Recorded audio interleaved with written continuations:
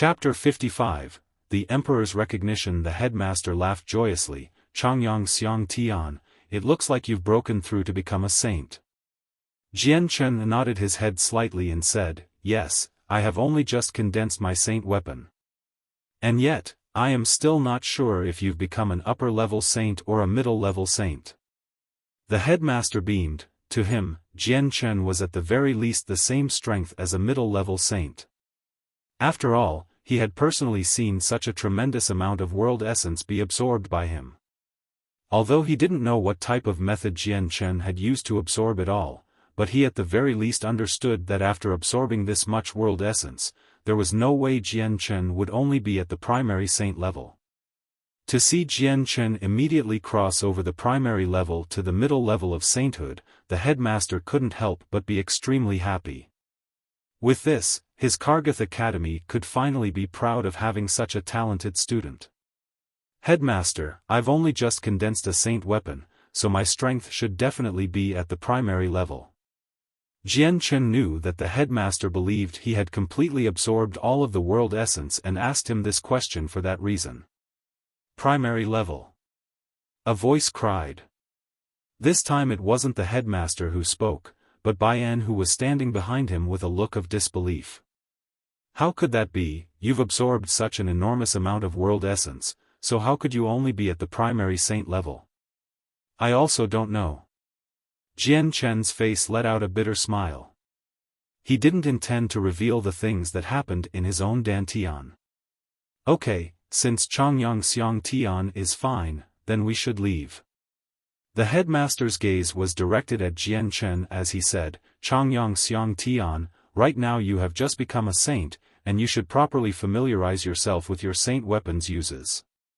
After saying these words, the two people, headmaster and vice-headmaster, left Jian Chen's room. After leaving the dormitories, vice-headmaster Bai En with a face full of curiosity asked, Headmaster, Changyang Xiang Tian obviously absorbed a colossal amount of world essence, how could he still only stay at the primary saint level? This just doesn't make sense. When he heard this, the headmaster slightly nodded his head and said, yes, it certainly doesn't abide to common sense, or there might be a secret Changyang Xiang Tian has that we do not know of. Otherwise, how could he absorb all the world essence dozens kilometers away? It's obviously an impossible task. After saying this, the headmaster paused for a moment, then continued, this matter is something that we should not pry into. From now on, for any matters concerning Changyang Xiang Tian, as long as it doesn't cause too much of a ruckus, we shouldn't interfere. Let him grow as he wishes, as a genius path is usually made by himself. If they don't weather the storm, they will never truly grow, and with only peaceful times, they will eventually wane. Yes, Bai En understands, the vice-headmaster answered respectfully. His mind was clear, in order to cultivate a genius, this would do whatever Kargath Academy would have to do. The headmaster stared off into the azure sky as he muttered to himself, Changyang Xiang Tian is 15 years old this year, to reach sainthood by his 15th year would cause quite a shock throughout the Tian Yuan continent. It really does look like Changyang Xiang Tian is a true genius, so I truly hope he continues down his path and does not die a premature death. Otherwise, this would be a heavy loss for our Jessen kingdom. AI, it's a shame the ancestor of the Changyang clan has been missing for 100 years, if he was still alive, then his plan might have succeeded. After the headmaster left, Jian Chen continued to sit cross-legged on the bed once more and observed the azure and violet glow within his dantian. He let out a sigh. Not only did he not know what was the matter with the glows, but he also had no control over them. With another sigh, Jian Chen decided to forget about them since it would waste precious time if he did. He had already died once and already experienced many things. Aside from the maternal love he felt for his mother by Yun Tian, there wasn't much else Jian Chen cared about. Jian Chen sucked in a deep breath and slowly calmed himself. Concentrating deeply on his right hand, his heart thumped before a strong source of energy flashed as a slender longsword appeared in his right hand. The long sword was unusually thin and the entire body was a silver white, almost like a mirror that reflected the surrounding area on the blade. The sword was around 4 feet long and 2 fingers wide. Engraved on the blade next to the hilt were 2 words, "Light Wind." This sword's appearance was almost exactly like Jian Chen's treasured sword in his previous life. Even the name itself was the exact same one, called the Light Wind Sword. Jian Chen's way of the sword placed a strong emphasis on quickness and agility. With the ability to strike in 1,000 different ways, he was like the wind that came in without a shadow and left without a footprint. Holding onto the Light Wind Sword, Jian Chen couldn't help but smile tremendously. At the moment where he grasped onto the sword, he felt the familiarity he had with his previous world come rushing back to him. However, the only difference was that Jian Chen felt that the sword was like an extension of his arm. He didn't need to expend as much strength to control it. Jian Chen could also feel his soul connecting with the sword to establish a perfect relationship between the two. The two were one and no longer divided. This was a feeling he had never felt before in his previous world. Jian Chen jabbed out with his sword, letting the silver blade flash as it shot outwards. Ding! A clear sound was heard as the Light Wind Sword whistled in the air. It would appear that this sword was on the same level as the ones refined from the finest of iron. Jian Chen gently caressed the blade with his left hand joyfully as if the sword was his most favorite person. To any true swordsman, the sword was the item they were the most fond of and could not replace. The sword was their life and their soul, and Jian Chen was a firm believer of that as well. When Jian Chen summoned the Light Wind Sword, it had disappeared from within his dantian and the energy had been completely concentrated onto his hand to form the blade in real life. Not only was this sword able to deal out major damage, but this was also the source of Jian Chen's energy and replaced his dantian as the source. Jian Chen's heart thumped once more as the sword started to disappear and returned to his dantian as the mini version of the Light Wind Sword. 2 days after Jian Chen had broken through to sainthood, he had spent the time observing the 2 colored glows within his dantian. Other than that, he spent most of the time in the library in order to find a book that would help shed some light on the situation with his dantian. However, he always came up empty-handed.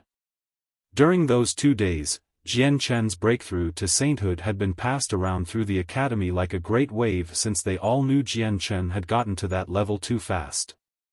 Every student at Kargath Academy knew that he had joined the academy a few months ago at the 8th Saint Force layer.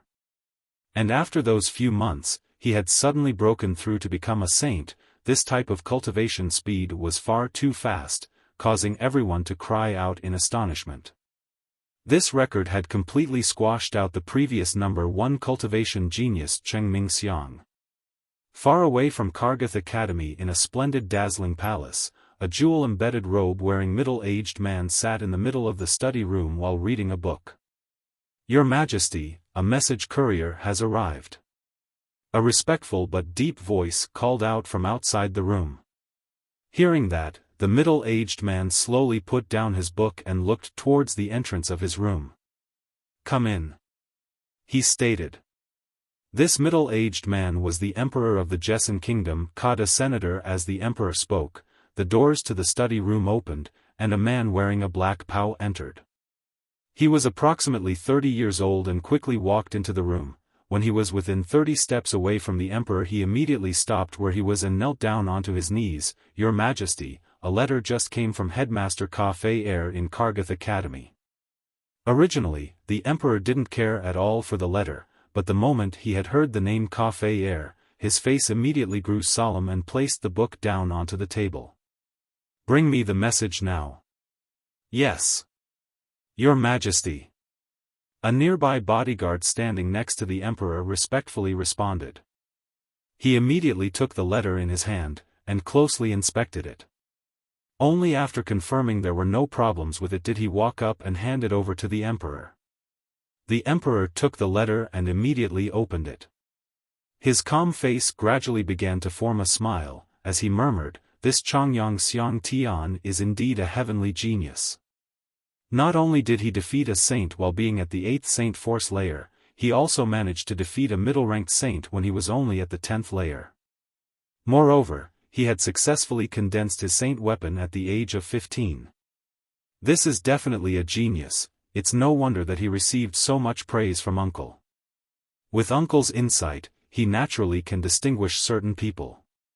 If Uncle recommends Changyang Xiang Tian to this extent, then I should be doing something about it as well. Changyang Xiang Tian has the Changyang clan backing him, even more so since he's the 4th master. It looks like getting a hold of him will be impossible. In that case, I can only try my hardest to seduce him. Although the Changyang clan has already been silent for a dozen years, the inside information about their clan is still true, their strength cannot be underestimated, and is enough for me to act. Since it is so, I'll just do this. The emperor seemed to have decided on something as he immediately said, "Servants, fetch me pen and ink." Soon afterwards, the chamberlain arrived with the pen and ink ready. The emperor grasped the pen and began to smoothly write out his words. He delicately picked up the paper and reread the words written on it, before slowly folding it up and leaving the study. With the scroll in hand, the emperor was escorted by a group of guards sticking tightly to him through layers after layers of halls, before finally entering a beautiful courtyard. When the emperor had just stepped into the courtyard, a 50 to 60-year-old elder came out from a room within the courtyard. He calmly looked at the emperor and smiled, "So it was your majesty that had arrived. Please come in." The emperor walked up to the elder, not yet entering the room. He handed the scroll in his hand to the elder, and solemnly said, "Senior Yiming, this is an extremely important letter that I want you to personally deliver to Lore City's Changyang clan." Hearing this, the elder's face grew more serious. He reached out to receive the scroll from the emperor's hand and said, "Your Majesty, don't worry. I will definitely deliver this letter." The elder clearly understood that since he was being sent to personally deliver the letter, it definitely was not just about a simple matter. After the letter in his hand was sent out, the emperor inwardly sighed, as he thought to himself, "You heir, for the sake of our kingdom's development, for the sake of our kingdom's future, your father has no choice but to sacrifice you." Chapter 56, 7th level of the library. Early next morning, the cross-legged Jian Chen slowly opened his eyes. He had not been cultivating for the past 2 days, and instead was spending his days at the library reading books. Every night, he immersed himself with trying to understand the sword within his dantian, in order to learn to use his saint weapon as efficiently as possible. After all, Jian Chen had only recently broken through to sainthood, and even though the saint weapon within him was connected to his mind, he still didn't know how to use the saint weapon to perfection. Jian Chen, who had experience from the previous world, still found the saint weapon in this world a fresh new experience. If he didn't spend his time familiarizing himself with it, then even connecting his soul with his saint weapon like he did with the tree branch, it would still be very hard to show off the pinnacle of his strength. The reason for this was the same as a person had a severed arm for 10 to 20 years, but the arm suddenly grew back. Since that person was familiar with living with a severed arm and now had to face the newly grown arm, they would also be a bit unfamiliar to his condition. This development required time to slowly accept and become comfortable with. Standing up from his bed, Jian Chen walked out of his room and headed towards the dining halls. Then, as per usual, after eating, he headed to the library. The doors to the library were already open, but there weren't many people inside, just the regular janitorial lady. Jian Chen looked at the nearly empty library and then walked towards the 5th level of the library. For the past few days, all of the books he had been interested in, from the 1st to 4th level, have all been completely read by him. The library had a total of 7 levels. The first 2 levels could be accessed by anyone below the saint level, while the 3rd and 4th levels would be open to those who broke through to the saint level. The 5th level of the library wasn't open to any student except for the freshman champion, so for those who wanted to read the books from that level, they would have to be a teacher from the academy. The sixth and seventh layer of the library was protected by very strong bindings, and only the headmaster and vice-headmaster could enter.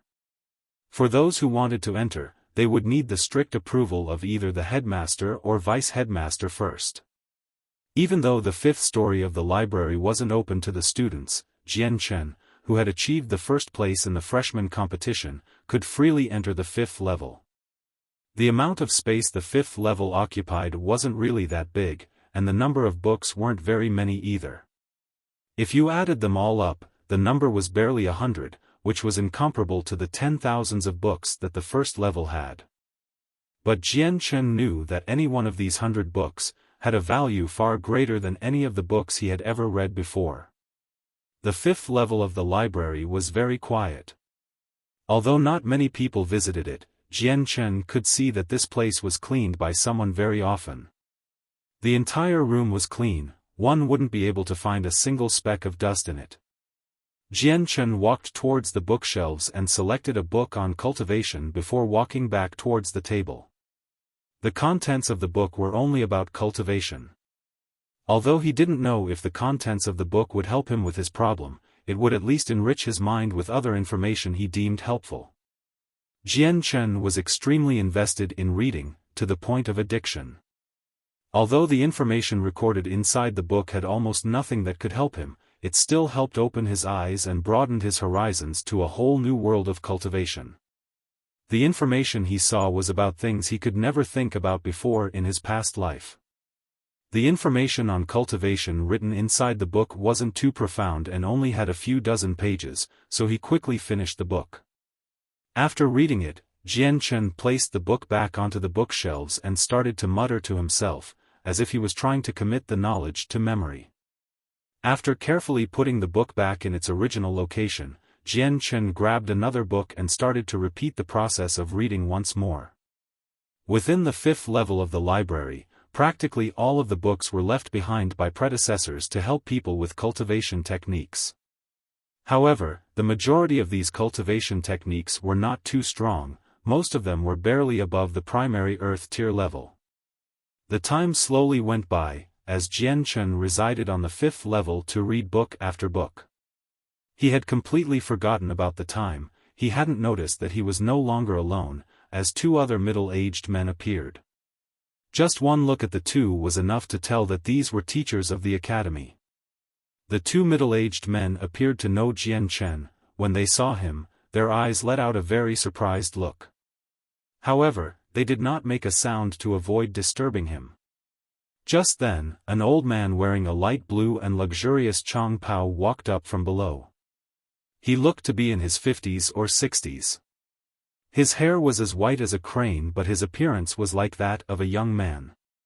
He had a mysterious expression that constantly flashed in his eyes.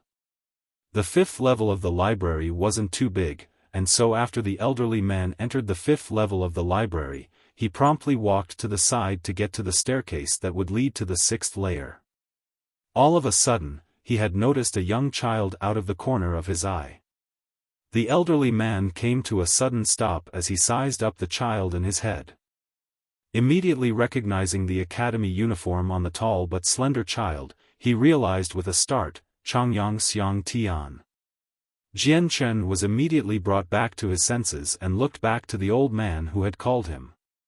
His face was a little sluggish before he jolted to his feet with a smile. "Headmaster, why have you come here?" This man was the headmaster of Kargath Academy. The headmaster's voice had simultaneously startled the two teachers.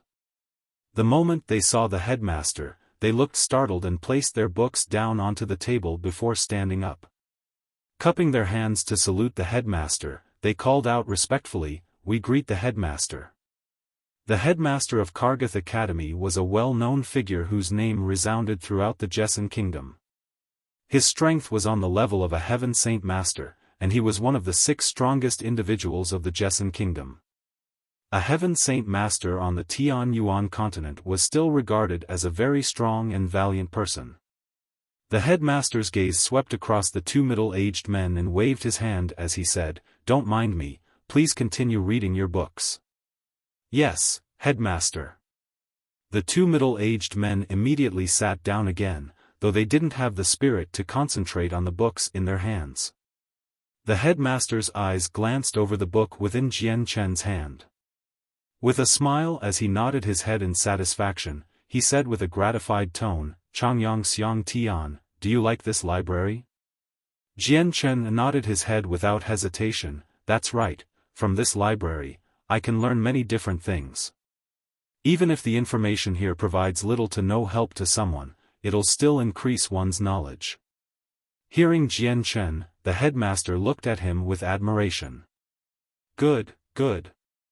Changyang Xiang Tian, someone with your understanding and logic is hard to come by. Since you enjoy being in this library, then let me help you. Come with me." Turning around, the headmaster started to walk towards the stairway to the 6th level. Seeing the direction that the headmaster was heading in, Jian Chen fully understood the old man's meaning and was overjoyed. He immediately returned the book in his hand to the original position and followed behind the headmaster toward the 6th level of the library.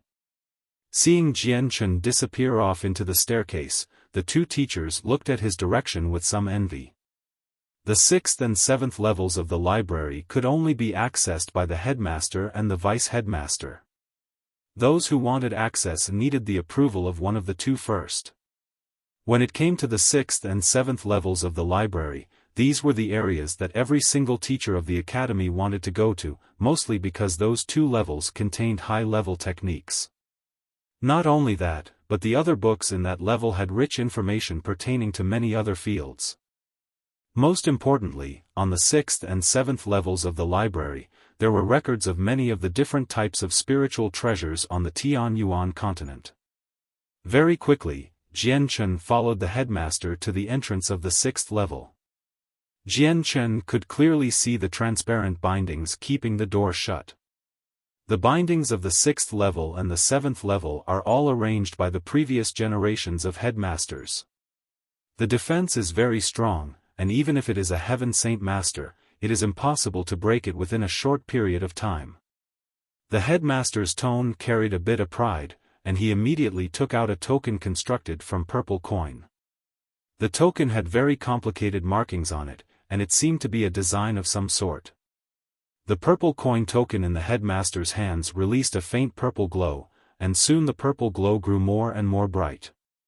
At last, a ray of light like a material substance shot out and directly landed on the bindings.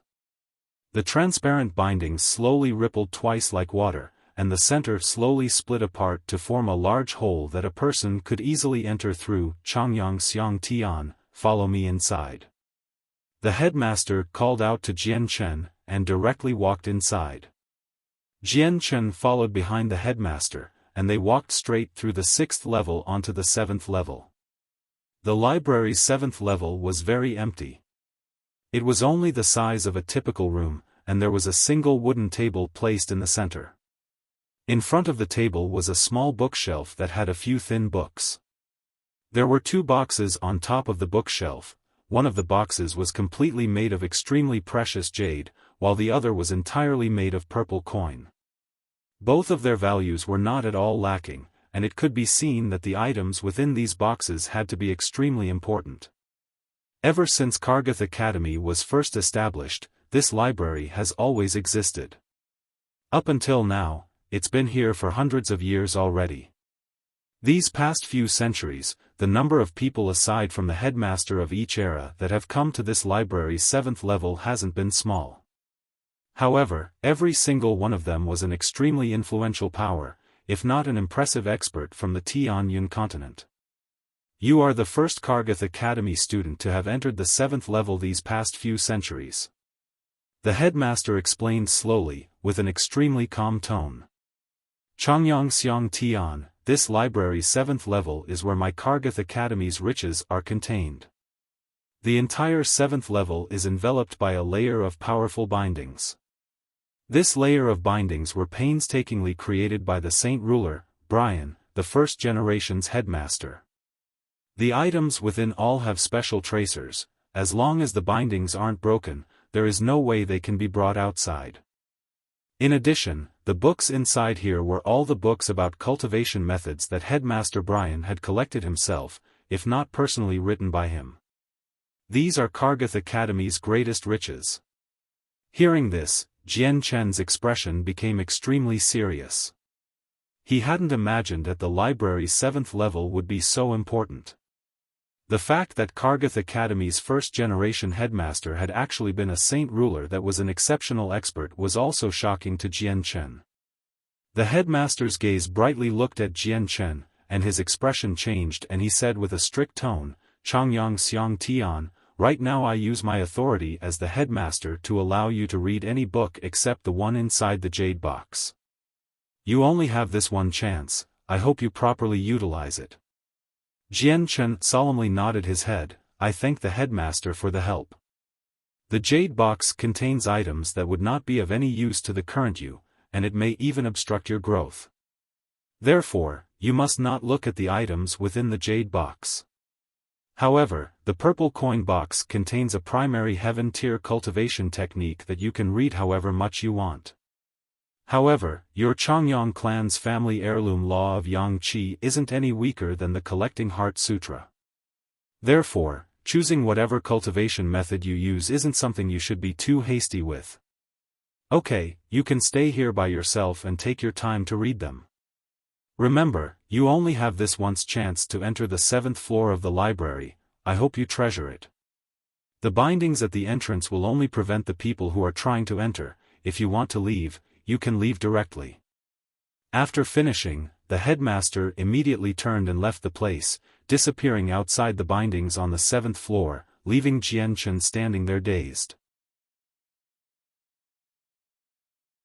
Chapter 57, Arranged Marriage. Jian Chen took in a deep breath to calm himself down before walking towards the bookshelves. His eyes swept over the shelves one by one before finally taking out a single book. He walked towards the center of the floor to a table and sat down. The book was for those who gained insights as well as techniques for breaking through a bottleneck. Even Earth Saint Masters could benefit from the notes clearly written on it, although there weren't many books on this level, but the quality of the content inside was of the utmost quality. If any one of these books were to be released to the common populace, then it would cause a widespread reign of carnage for it. Jian Chen slowly flipped the pages of the book one by one as he read it. Soon the book was finished off by him, causing Jian Chen to sink into meditation. Whatever book he grabbed had led to his eyes being opened wide to the world of possibilities. The cultivation system in this world had already long since toppled the system in his previous world. With this book, Jian Chen felt like he had a stronger understanding of this world's cultivation system now. Not too long after, Jian Chen had finished reading a dozen books from the shelves. Half of the books talked about insights on cultivation as well as the problems a cultivator might experience. The other half were books about cultivation techniques, but the strongest of these techniques were only at the upper earth tier level. What Jian Chen had found most helpful was the personal letter from Kargath Academy's first headmaster Brian. Jian Chen's eyes swept over to the purple coin box. According to the headmaster, the purple coin box contained a primary heaven tier technique. Although Jian Chen didn't have a clear idea of how valuable a heaven tier technique was, but he did know that it was still quite the priceless treasure. After all, the heaven tier techniques was the second strongest type of technique on the Tian Yuan continent. There was only one other tier higher than it, Saint tier. Jian Chen slowly opened the purple coin box only to see a hand-sized book inside. On top of the cover of the book had words, Collecting Heart Sutra, written on it in bold cursive. The moment the book touched his hand, Jian Chen felt a soft sensation enter his arm. It was almost as if there was a sense of warmth to the book despite it never being touched before. The book was made of some kind of magical beast leather. It was extremely supple and strong, and hard to damage in any way. He slowly took the book out of the box and carefully started to flip through the pages to read it. He was reading it with a serious face since Jian Chen knew that such a strong cultivational technique was extremely rare to come by.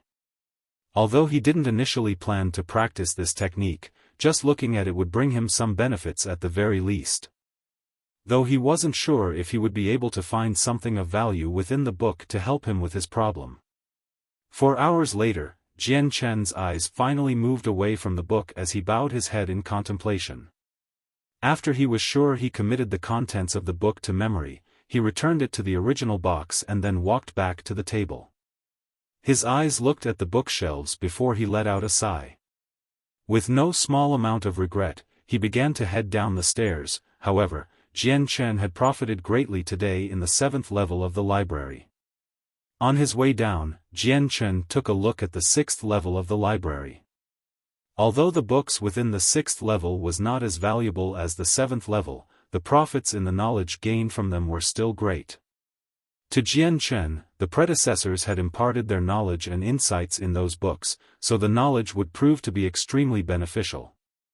Jian Chen had learned much about the many different spiritual treasures of the Tianyuan continent, something that couldn't be found anywhere on the first 5 levels of the library. By the time Jian Chen had walked out of the library, the sky had already darkened. Unknowingly, he had already spent the entire day inside the library. He'd even forgotten to eat. Growl. At that moment, Jian Chen's stomach unexpectedly made a loud sound. Jian Chen reached down to rub his stomach that was currently so empty that it had begun to hurt a bit. He smiled helplessly, and then started to walk towards the dining hall. After quickly finishing his dinner, Jian Chen went straight back to the dorms. En route, he managed to attract quite a few students' gazes.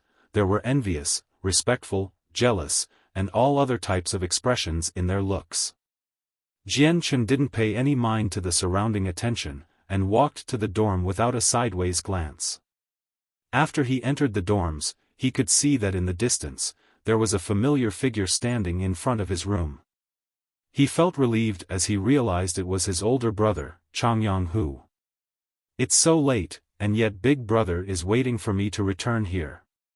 Could it be he has something urgent that he really needs to tell me? Jian Chen inwardly guessed. He quickened his pace, and rushed over. Big Brother, it's already so late. Why are you waiting for me here? What is there that cannot wait until tomorrow to discuss? Jian Chen asked as he walked up to Changyang. Seeing Jian Chen approach, Changyang's face turned bitter, and he said with a sigh, "Ai, 4th brother, you've finally returned. Where did you run off to today? I pretty much searched the entire school, yet I couldn't find you, so I have been waiting here for the entire day now." Jian Chen said apologetically, "Big Brother, were you looking for me for something extremely important?" Hearing this, Changyang smiled happily and said in an excited voice, "Of course there's something. Moreover, it's something major. Come, 4th brother, let's enter the room to talk." Jian Chen nodded, and took out the key from his space belt to open the room's door. This room's door was newly replaced, since the old one had been turned to rubble by the vice-headmaster. Immediately after they entered the room, Changyang closed the door, and then urgently said, "4th brother, the clan just sent a message. You're so lucky, your big brother is really envious of you." Hearing this, Jian Chen was puzzled, and he asked in confusion, "Big brother, exactly what has happened?" Changyang sat down on Jian Chen's bed, and said with a happy smile, "4th brother, I guess you don't know yet. Father has already arranged for your marriage." Hearing this, Jian Chen's expression clearly became startled. After finally returning to his senses, he asked in an incredulous and shocked tone, "What? An arranged marriage?" Changyang fiercely nodded, and excitedly replied, "That's right, 4th brother. Moreover, your partner is the Emperor's 3rd princess, Princess Golan. I've heard that this arranged marriage had even been the Emperor's own suggestion." Hearing this, Jian Chen's expression immediately grew more serious. He felt that this situation was extremely abnormal, and moreover, he hadn't agreed to it. He felt dissatisfied by the fact that his own marriage had been decided by his clan without him. Having such a fate decided by others made Jian Chen feel extremely disgusted. Seeing Jian Chen's expression, Changyang Hu thought that Jian Chen was worrying over Princess Gulan's appearance. He couldn't help but laugh. "Fourth brother, don't worry. Although I've never seen Princess Gulan, I've heard quite a few things about her. Princess Gulan is the Emperor's third daughter. She's naturally beautiful, and her looks are enough for cities to fight over her. Since she was young, she's been a gifted genius. She has not only mastered the 4 fine arts, she's also quite a well-known talent in cultivation." At the age of 15, Princess Gulan had reached the 7th Saint Force layer. She has been doted on quite a lot by the Emperor. She is the Emperor's beloved person. The Emperor loves her dearly in every possible way. Hearing this, Changyang Hu sighed. Princess Gulan's identity isn't her only good point. With just her gift at cultivation, even your own older brother couldn't compete with her. Fourth brother, His Majesty has betrothed the princess to you. This is a stroke of good fortune, so don't have such a sour look on your face. Jian Chen could only let out a sigh inwardly. Changyang Hu couldn't understand his thoughts at all. Despite Princess Gulan's beauty, Jian Chen wasn't moved at all. All he wanted to do right now was to improve his own strength. He couldn't afford to waste time with a girl at the moment. Jian Chen also knew that the Emperor was aware of his own achievements within Kargath Academy. Otherwise, there was no way the Emperor would have been so firm on his decision to betroth his daughter to him. Because this arranged marriage was proposed by the Emperor, Jian Chen was absolutely powerless to go against the marriage. His parents wouldn't even dare to give up the chance to establish a friendship with the royal family, let alone a relationship with them. Aside from the Emperor taking back the proposal, there would be no way for Jian Chen to refuse it, so he would have to quietly accept it. The only thing that put Jian Chen to ease was the fact that this decision was only just recently made. The official date for the marriage had not yet been announced, meaning the marriage was being put off indefinitely for the time being. This gave him a good time period to breathe. Jian Chen after all did not want to talk about this at all. In his previous life, Jian Chen was a wanderer who loved traveling around the world. Without a permanent residence to live in and using the Mother Earth as his bed, with another person by his side, he wouldn't be able to continue to that lifestyle anymore. After Changyang Hu left, Jian Chen sat on the bed by himself and contemplated deeply. One had to admit that the news from his clan had been too sudden, catching Jian Chen unprepared. I might as well spend the rest of my time cultivating. Power in the end decides everything after all. When my strength grows strong enough, even the Emperor would not be able to say anything. Jian Chen sighed as he continued to cultivate. Jian Chen took out a Class 1 monster core from the pile of them within his space ring. He slowly closed his eyes, and began to absorb the power from within the monster core to cultivate it. Ever since he had broken through sainthood 2 days ago, this was the first time he was cultivating. The past 2 evenings, he had been familiarizing himself with how to use and control the saint weapon. Just as Jian Chen started to absorb the energy from within the monster cores, the speed in which the monster core was being absorbed from him was growing faster and faster, almost as if all control was lost as the energy rushed into him. As the energy frantically rushed into him, the rate had instantly increased to a speed several hundred times faster than normal. The sudden rush in cultivation speed caused Jian Chen's face to twitch in surprise. Although every cultivator greatly desired for their cultivation speed to be increased, but Jian Chen's cultivation speed had already reached a frightening level. With this absorption rate of the energy from the monster core, Jian Chen simply didn't have enough time to refine it, which served no purpose for him at all, since energy that wasn't refined by him was not controllable and would only serve to rebel against him within his own body. An end result like that would lead to consequences in which Jian Chen would have a tough time resolving. Jian Chen immediately stopped absorbing the power from the monster core. The only thing worth rejoicing about was that his process of stopping his absorption of the monster core's energy had gone very smoothly. No frightening and uncontrollable scene had occurred. Otherwise, he was afraid that he really would have gotten into deep trouble. Chapter 58, annoyance from the Dantian. Jianchen let out a long breath to still his emotions, as he glanced at the monster core in his hand. Although he hadn't been absorbing the energy from within the monster core for very long, he could clearly tell that the energy within the Class 1 monster core was substantially less than before. The monster core had even shrunk in size. Jianchen inhaled sharply in astonishment at this new change. Although a Class 1 monster core did not have a large amount of energy, before he had become a saint, completely absorbing all of the energy within a Class 1 monster core would require him at least 3 nights. In the short amount of time that he had spent absorbing the energy from the Class 1 monster core, the amount of energy inside had already decreased significantly. Jianchen couldn't possibly dare to imagine just how much energy he had absorbed into his body in that short amount of time. Afterwards, Jianchen immediately inspected his inner body once more. However, to his surprise, he couldn't detect any of the energy he had just absorbed at all. His Dantian didn't show any change, and the energy inside had no indication of growth either. It was almost as if the entire show just now was merely an illusion that hadn't occurred at all. If it weren't for the fact that Jianchen could clearly feel that the energy in the monster core was now less than before, then Jianchen would have thought this situation had all been in his head. This situation was far too weird to understand. His eyes creased together in deep thought, but no matter how much he thought about it, Jianchen was completely confused. In the end, Jianchen could only put aside the problem and begin to cultivate the absorbed energy. However, after experiencing that rapid rate of absorption, Jianchen was very careful now and paid attention to his entire body in order to avoid the same situation as last time. But then who would have thought the moment he started to cultivate, the same event as last time would happen once more.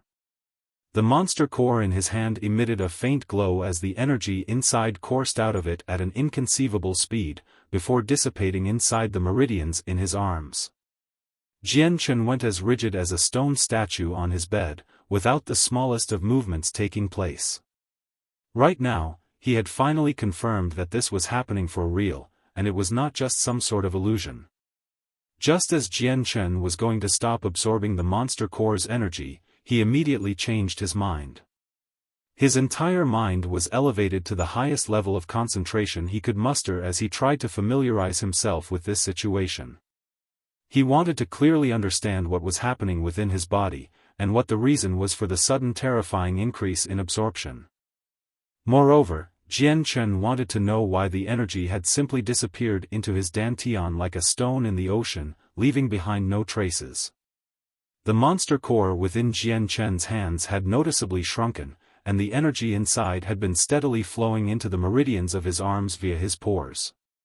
With such a great flow of energy rushing into his arm, Jianchen's skin was starting to feel a little sore from the barrage.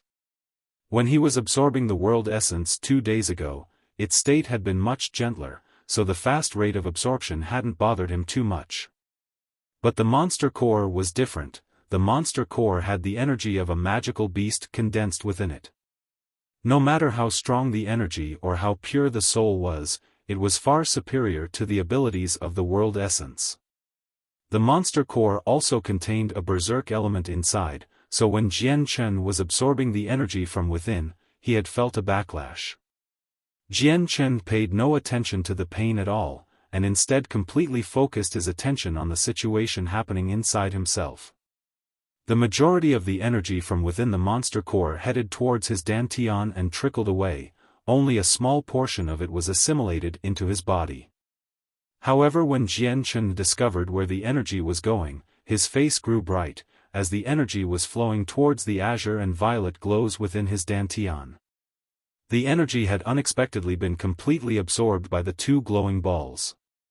Jianchen slowly opened his eyes as he stared heavily at the monster core in his hands. Throwing it away, he shut his eyes closed once more, and began to cultivate the world essence as he usually did. The world essence began to flow towards him in a steady stream, faster and faster.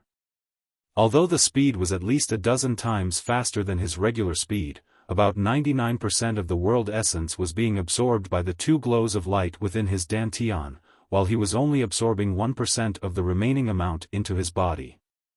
After realizing this, Jian Chen decided to rely on cultivating using the world essence.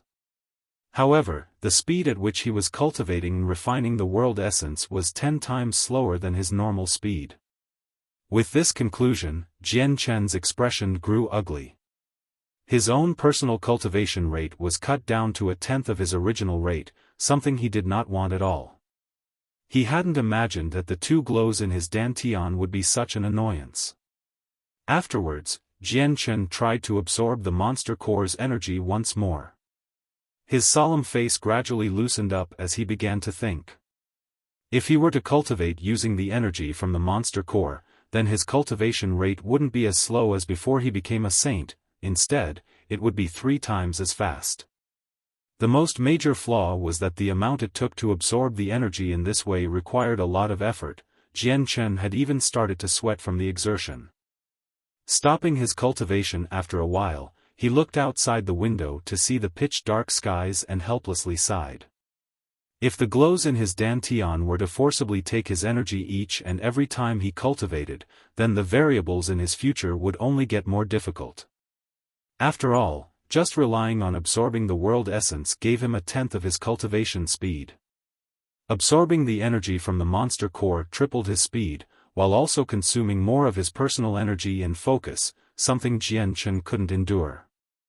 A single Class 1 monster core originally took Jian Chen 3 nights to absorb. Right now, absorbing that same Class 1 monster core required the same amount of time it took to make and drink a cup of tea. This meant that in a single night, Jian Chen could absorb 50 Class 1 monster cores. Even if Jian Chen was made of money, it would be difficult to say if Jian Chen could keep up with this new rate of consumption and absorption. According to his knowledge, he knew that this little bump on the road wasn't too hard to overcome. A step is a step. If I don't have any more monster cores, then I'll go out and hunt for more. It's not like the energy will always be taken away from me like this in the future. With this thought in mind, Jian Chen took out a batch of monster cores from within his space belt, and continued to cultivate once more. The night passed quickly. The second morning arrived, concluding Jian Chen's daily cultivation period.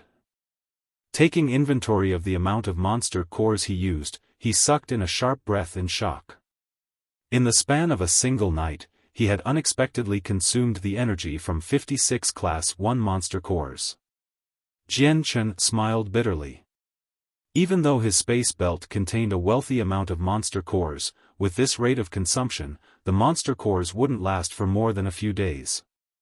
When there were no more to absorb, Jian Chen would then be forced to rely on the world essence. Right now, Jian Chen could only hope that his dantian and the 2 glows of light inside would become saturated with energy, and stop taking it from him when he cultivated. It looks like I'll have to make a trip to the magical beast forest for some monster cores later. Jian Chen muttered under his breath. With a pacified heart, Jian Chen departed from his room and walked towards the grove outside of the academy to help teach his older brother with some techniques regarding fighting, as well as helping him gain some battle experience. As the sun rose, Jian Chen worked hard to teach Changyang Hu. Eventually, as the sun was at its highest point, Jian Chen concluded his explanations. Big brother, we'll stop here for now. As far as using and transforming your energy, you'll have to spend some time on getting it down. But when it comes to battle experience, you'll just have to fight with others to slowly improve, so there's no point in practicing by yourself so meticulously. Jian Chen said to his older brother. For the past few days, Jian Chen had spent his mornings teaching Changyang Hu various aspects of techniques and fighting. Changyang Hu nodded his head. I understand, fourth brother. Right now, Changyang Hu did not think that learning from his fourth brother was an odd occurrence. He didn't know what Jian Chen's lifestyle was like back at the Changyang mansion, but he could tell that his own brother was a talented genius. Receiving some special attention would have been normal, so it wasn't that far-fetched to think that Jian Chen had learned these things from the clan elders. In addition, Changyang Hu knew that Jian Chen loved to read books, frequently spending entire days inside the academy's library. So it was possible that some of the things he knew came from the library as well. Big brother, you should slowly practice by yourself. I'll be leaving first. With that, Jian Chen exited the grove, leaving his brother to continue training by himself. In the middle of one of the academy training grounds, two youths wearing the same academy uniform were fiercely fighting against each other. One of them held a giant blade burning a fiery red as it emitted a sizzling chi. The owner of such a strong weapon was the gifted cultivation genius of Kargath Academy, Chengming Xiang. Chengming Xiang's opponent was holding a giant sword that was blue in color. He looked to be older than Chengming Xiang. However, his face was dripping with sweat as he concentrated on the fight. They fought ferociously, but a perceptive person would have been able to tell that the blue sword wielder was being forced to blindly defend against the red sword wielder. My lord, I concede. I cannot defend myself any longer. The blue sword holder cried out. Hearing him, Chengming Xiang immediately paused and let the sword in his hand disappear. Sha-la, it seems like the duration that you can defend yourself for is getting shorter and shorter. Looks like you have to work harder in the future, the current you is weaker than in the past. The youth gave a bitter smile as he laughed. My lord, it is not that my strength is getting worse, but that your strength is growing faster than mine. I am no longer a suitable opponent for you. Chengming Xiang looked proud at himself when he heard these words.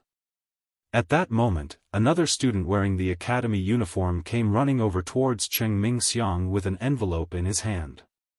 Lord Cheng, a letter from the clan elders have come. Chapter 59, Revenge. Chengming Xiang's face became serious as he heard the student yell. Taking the letter from him, Chengming Xiang began to rip open the letter.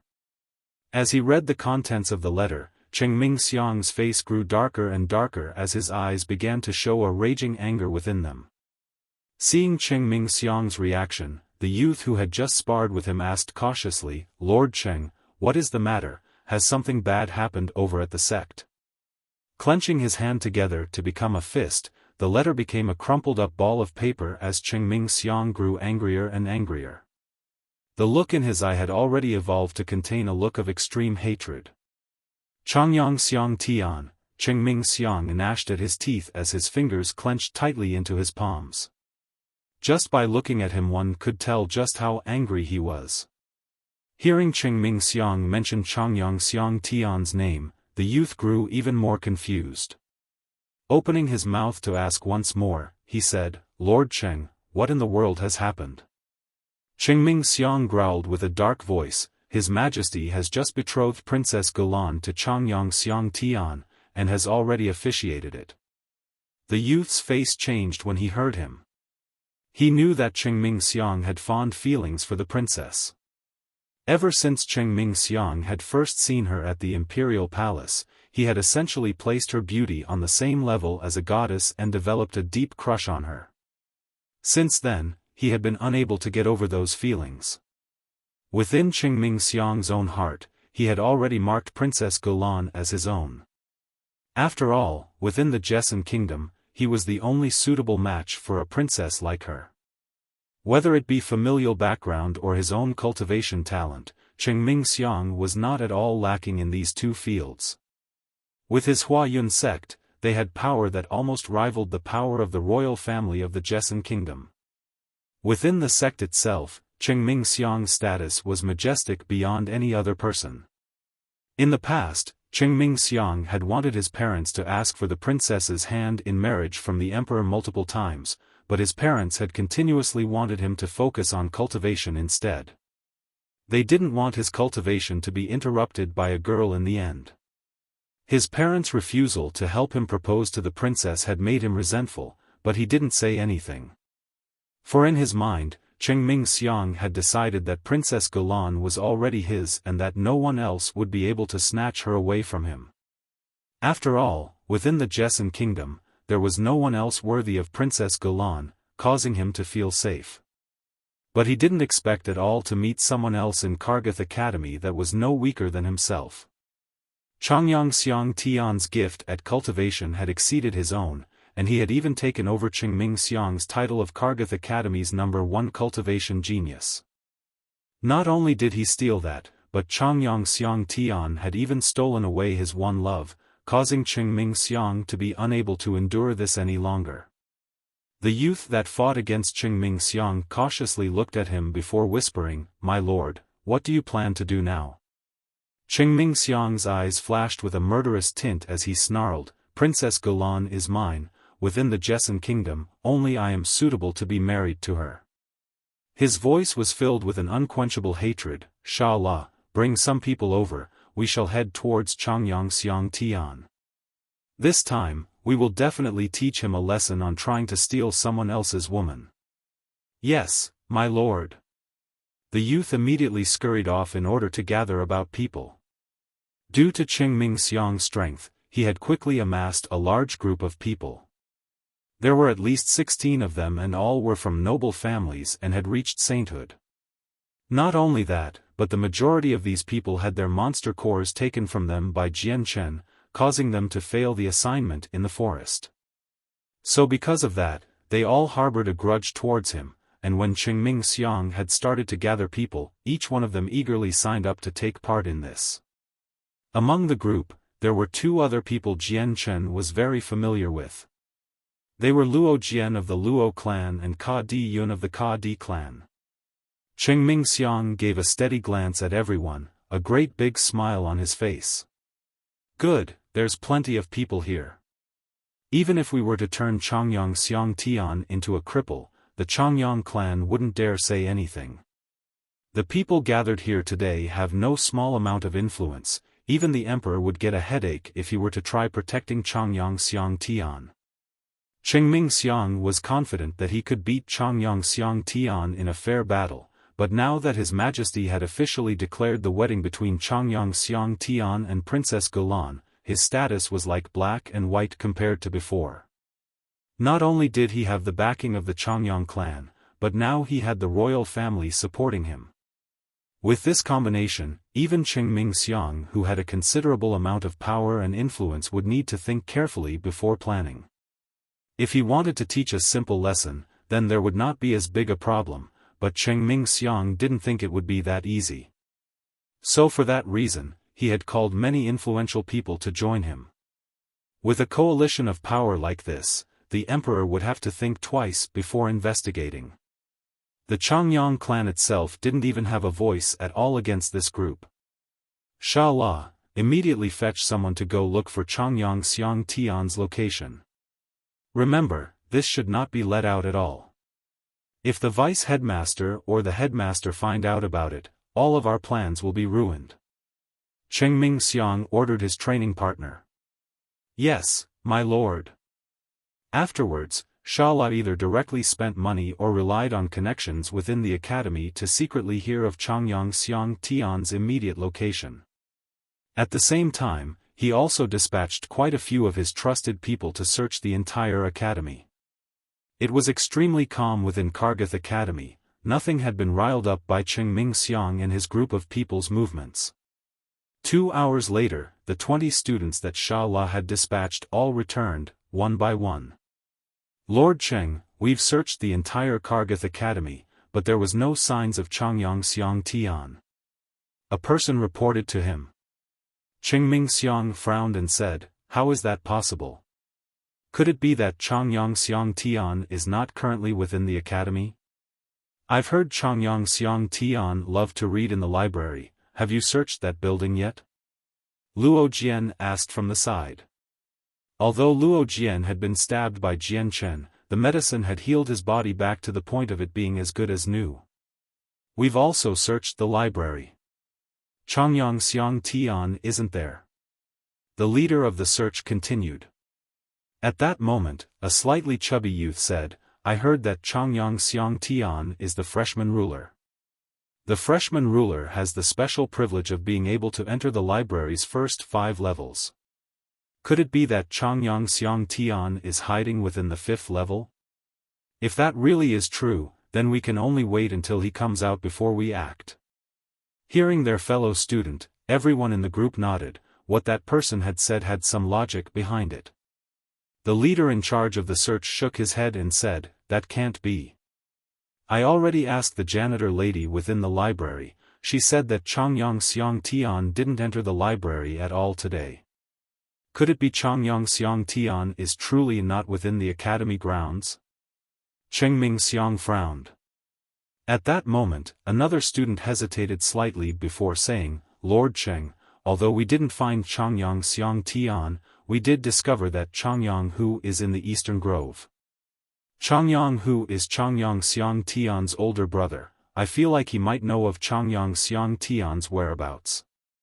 Luo Jian's eyes lit up, but his expression soon fell again. He had just remembered everything that had happened that night. The monster cores in his possession had all been stolen from the Changyang brothers and Tai Ta. Although he didn't dare to get revenge on Tai Ta, he wasn't afraid of the consequences of confronting Changyang Xiang Tian's brother Changyang Hu. Not bad, Changyang Hu definitely knows where Changyang Xiang Tian went. I recommend that we go ask him. Luo Jian said in a lower voice, his eyes flashing dangerously. Alright, we'll go find Changyang Hu first. Everyone else quickly agreed with Luo Jian's suggestion. For the sake of not attracting other students' attentions, a dozen of them split with the group and took different paths towards the Eastern Grove. When the dozen of them rushed to the grove, they saw that Changyang Hu was still there, practicing his martial arts. At the sight of Changyang Hu, Luo Jian's eyes immediately burned in hatred, as if he could spit out flames. Perhaps Changyang Hu was too absorbed in his practice, but he didn't sense Cheng Ming Xiang's people's arrival. Cheng Ming Xiang's group of people walked up to Changyang Hu, and in unison, they stood in a circle surrounding him. Realizing this, Changyang Hu finally awoke from his concentration.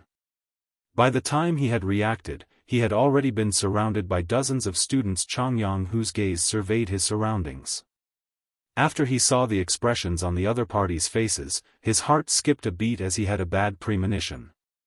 Especially after he saw Luo Jian's hatred-filled glare towards him, Changyang Hu's expression could not help but grow heavy. "What do you guys want?" Changyang Hu said. Despite the dozen or so people surrounding him, his face still did not show a single trace of fear. Luo Jian sneered, "Changyang Hu, do you not remember what happened in the forest a few days ago?" His face grew dark as he spoke and glared at him. "Your group dared to steal my 3 days' worth of hard work and caused me to fail. For this slight, I will definitely pay you back an eye for an eye." Changyang Hu snorted, and his gaze at Luo Jian showed no trace of fear as he coldly said, "Luo Jian, that was trouble that you had brought onto yourself. There's no way we are to blame for what happened. If you hadn't first tried to steal our monster cores, then the following events wouldn't have occurred. Everything was your own fault. If you want to blame something, you can only blame your lack of strength. You even got defeated by my fourth brother, who hadn't even reached sainthood yet." Changyang Hu mocked, as he looked at Luo Jian in disdain. Luo Jian was momentarily so indignant at Changyang Hu's response that he couldn't respond. The event that had occurred that night in the forest was a humiliation that he would never be able to wipe from his memory. Despite his strength as a middle-ranked saint level, he had lost to a freshman that hadn't yet become a saint. In addition, the monster cores that he had spent 3 days of painstaking efforts to collect had all been taken away. This result was definitely something that the young master of the Luo clan couldn't accept. If word of his humiliation reached the clan, then Luo Jian would not be able to hold his head up high in the future. Chapter 60, Changyang Hu's injuries. Luo Jian flew into a rage and immediately concentrated his energy into his right hand before charging towards Changyang Hu. Changyang Hu's reaction wasn't slow at all, since he had already been ready to retaliate since they surrounded him. So when Luo Jian had summoned his saint weapon, he had summoned his own yellow-colored battle-axe without any fear of the rapidly incoming Luo Jian. When the two saints started to move, the surrounding circle of people instinctively took a step back in order to avoid injury. Pang! Luo Jian's sword and Changyang Hu's battle-axe clashed against each other, emitting a tremendously loud sound. After the two weapons smashed into each other, the force of their actions caused the two to tremble in reaction. Their feet slowly retreating backwards, with Changyang going back 4 or 5 steps while Luo Jian slowly retreated 2 or 3 steps. The two started to fight at a very close distance, but the spectators could tell that Changyang was slowly losing ground. Although Luo Jian's wind attribute Saint Force focused on speed, and his attack was slightly weaker, his strength was still at the middle-ranked Saint level. Even if Changyang Earth attribute Saint Force had stronger defense, he wasn't Luo Jian's equal. After all, Changyang had just reached Saint level not too long ago. Luo Jian didn't plan on letting Changyang off so easily. His body flashed with a cyan glow, and a wind began to revolve around his body endlessly. Luo Jian's body instantly appeared in front of Changyang, the great sword raised high in the air, glowing cyan. He slashed it down towards Changyang at frightening speeds. Since Luo Jian's Saint Force used the wind attribute, his speed was levels higher than other people's. Changyang expression suddenly changed. Luo Jian's attack speed was so fast that he had no time to counter. In the end, he barely managed to raise the axe in his hand to block the attack with difficulty. Changyang, accept your death. At that moment when Changyang axe hit Luo Jian's sword, another voice came crying out from the sidelines. It was Ka Diyun with his own sword coming straight at him and immediately slashed down onto Changyang right arm. An intense pain caused Changyang to let out a groan. It was obvious that this attack had used quite a bit of Ka Diyun's strength. It left a wound so deep on Changyang's shoulder that one could see the bone. With his arm having suffered from such a huge attack, Changyang could no longer maintain the saint weapon in his hand, and the great axe disappeared from his hand. Luo Jian's eyes flashed with a cold look and swung his sword at the stomach of Changyang. The point of the sword ripped apart his uniform, and left a deep wound on Changyang's stomach. Immediately, a river of blood came flowing out of the wound, causing his uniform to be dyed a bloody red. A look of extreme pain flashed through his face, but he didn't dare let out a sound. Changyang, I didn't think you'd get what you deserved so quickly. Luo Jian roared with laughter. The hatred he bore towards Changyang couldn't be resolved easily. With another wave of his sword, he slashed down and left yet another wound on Changyang's body. Changyang's eyes were filled with a fierce glare towards Luo Jian as he snarled. Luo Jian, how useless you are! Just because you couldn't beat my fourth brother, you have to fight me. Just wait and see if my fourth brother won't beat the crap out of you. Hearing Changyang, Luo Jian's face grew dark.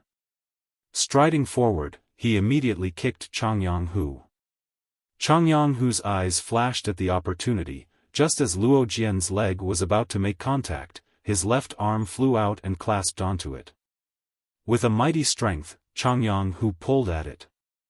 Luo Jian's sense of balance was immediately disrupted, causing him to fall to the ground. Ha! Changyang roared, his left hand formed a fist as his Saint Force entered his hand. Bringing it down, his fist speeding towards the floored Luo Jian. Luo Jian wasn't slow to react however. As soon as he hit the floor, he rolled sideways away from Changyang, causing the Saint Force enhanced fist to miss. Pang! Changyang's fist smashed against the floor and left behind a giant crater as it sunk into the ground. Changyang, you really are looking to die. Luo Jian's handsome face went deathly white.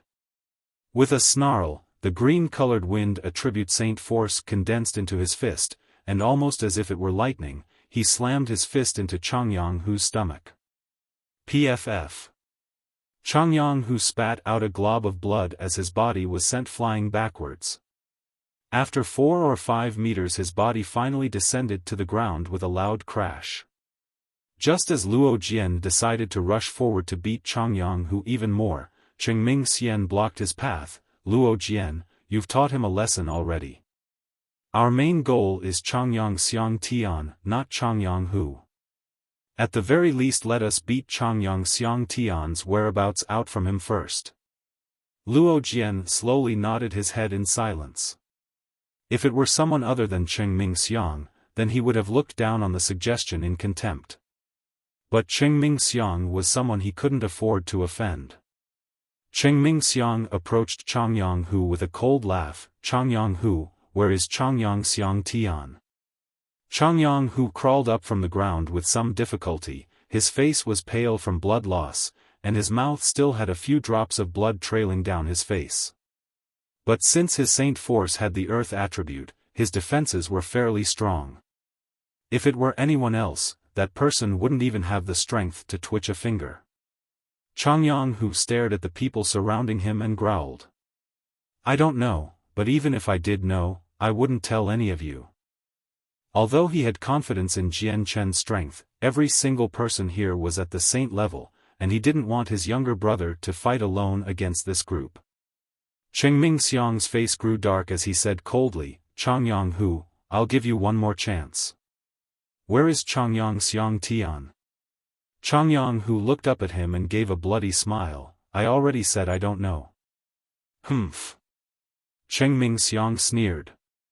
Smashing his fist against Chang Yonghu's face, he immediately slammed him to the ground once more.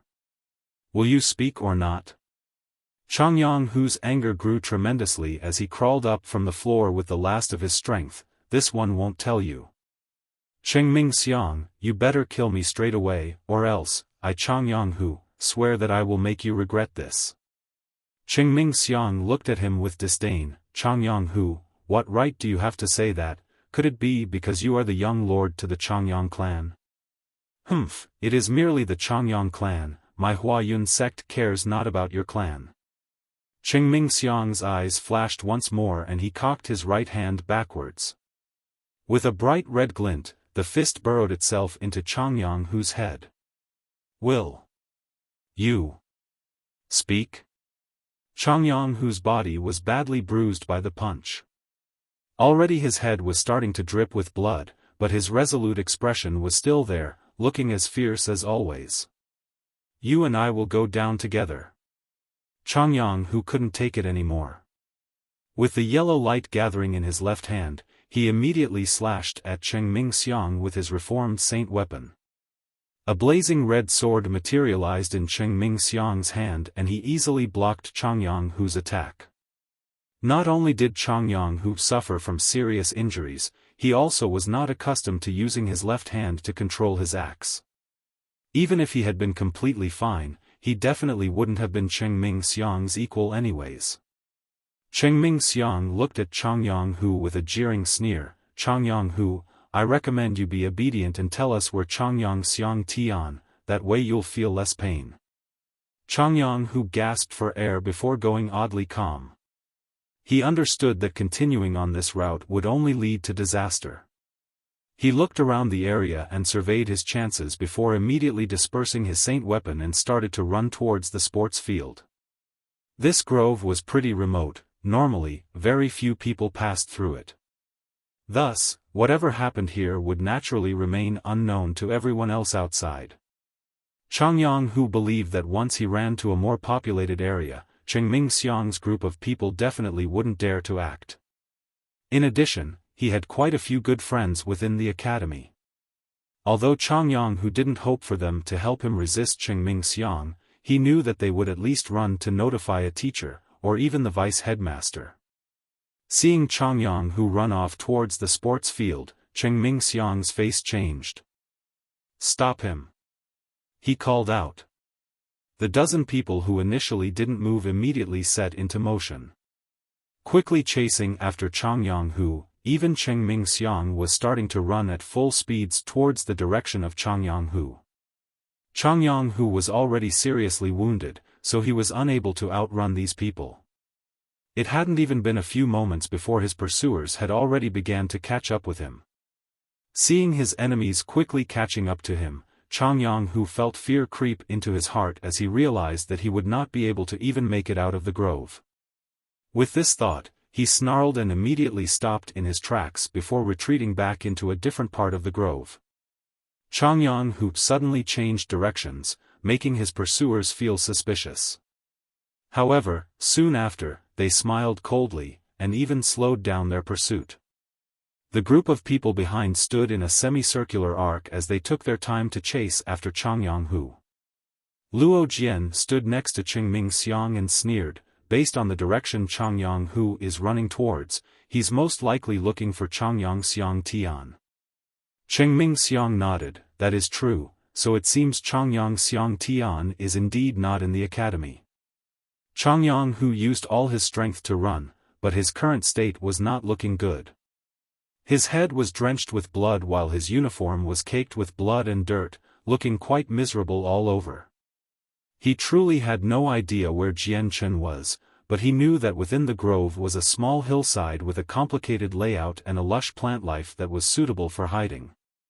With the idea of fleeing into the school becoming obsolete, Changyang Hu's only plausible way to escape was to hide away in the hillside and hope to shake off his enemies. However, Changyang Hu had forgotten that the place where Jian Chen had taught him this morning was currently in the opposite direction. At a waterfall on the hillsides, a uniformed youth was cultivating in a puddle not too far away from the grass. The figure looked quite slender and weak with long black hair that went down to his waist. He looked rather handsome and had a bright glow in his eyes that was similar to the twinkle that reflected off of his sword. The youth had a small, silver sword about 1.3 meters long and 2 fingers wide. On the sword hilt were 2 words written in fancy calligraphy, light wind. The youth calmly stood there. The sword in his hand pointed to the ground, and his whole person was as motionless as a mountain. At that moment, the youth's eyes let out a spark of light. His body fluidly began to move without warning, only mirages from his quick movements could be seen. The silver sword in his hand had entirely become a white blur, and countless shadows of the sword blended together like an illusion that constantly flashed with light. As it moved in the air, only its afterimages could be seen. The youth cried out the words, profound steps as he moved through the ground quickly as if he was gliding with a great amount of agility and nimbleness. Seeing a rabbit, he quickly stabbed at it with his sword with such an inconceivable speed, anyone that saw him would be astounded. This youth was Jian Chen. After leaving the grove he had directly arrived at this beautiful landscape, remembering the feeling of the use of the sword that he had experienced before in his previous world.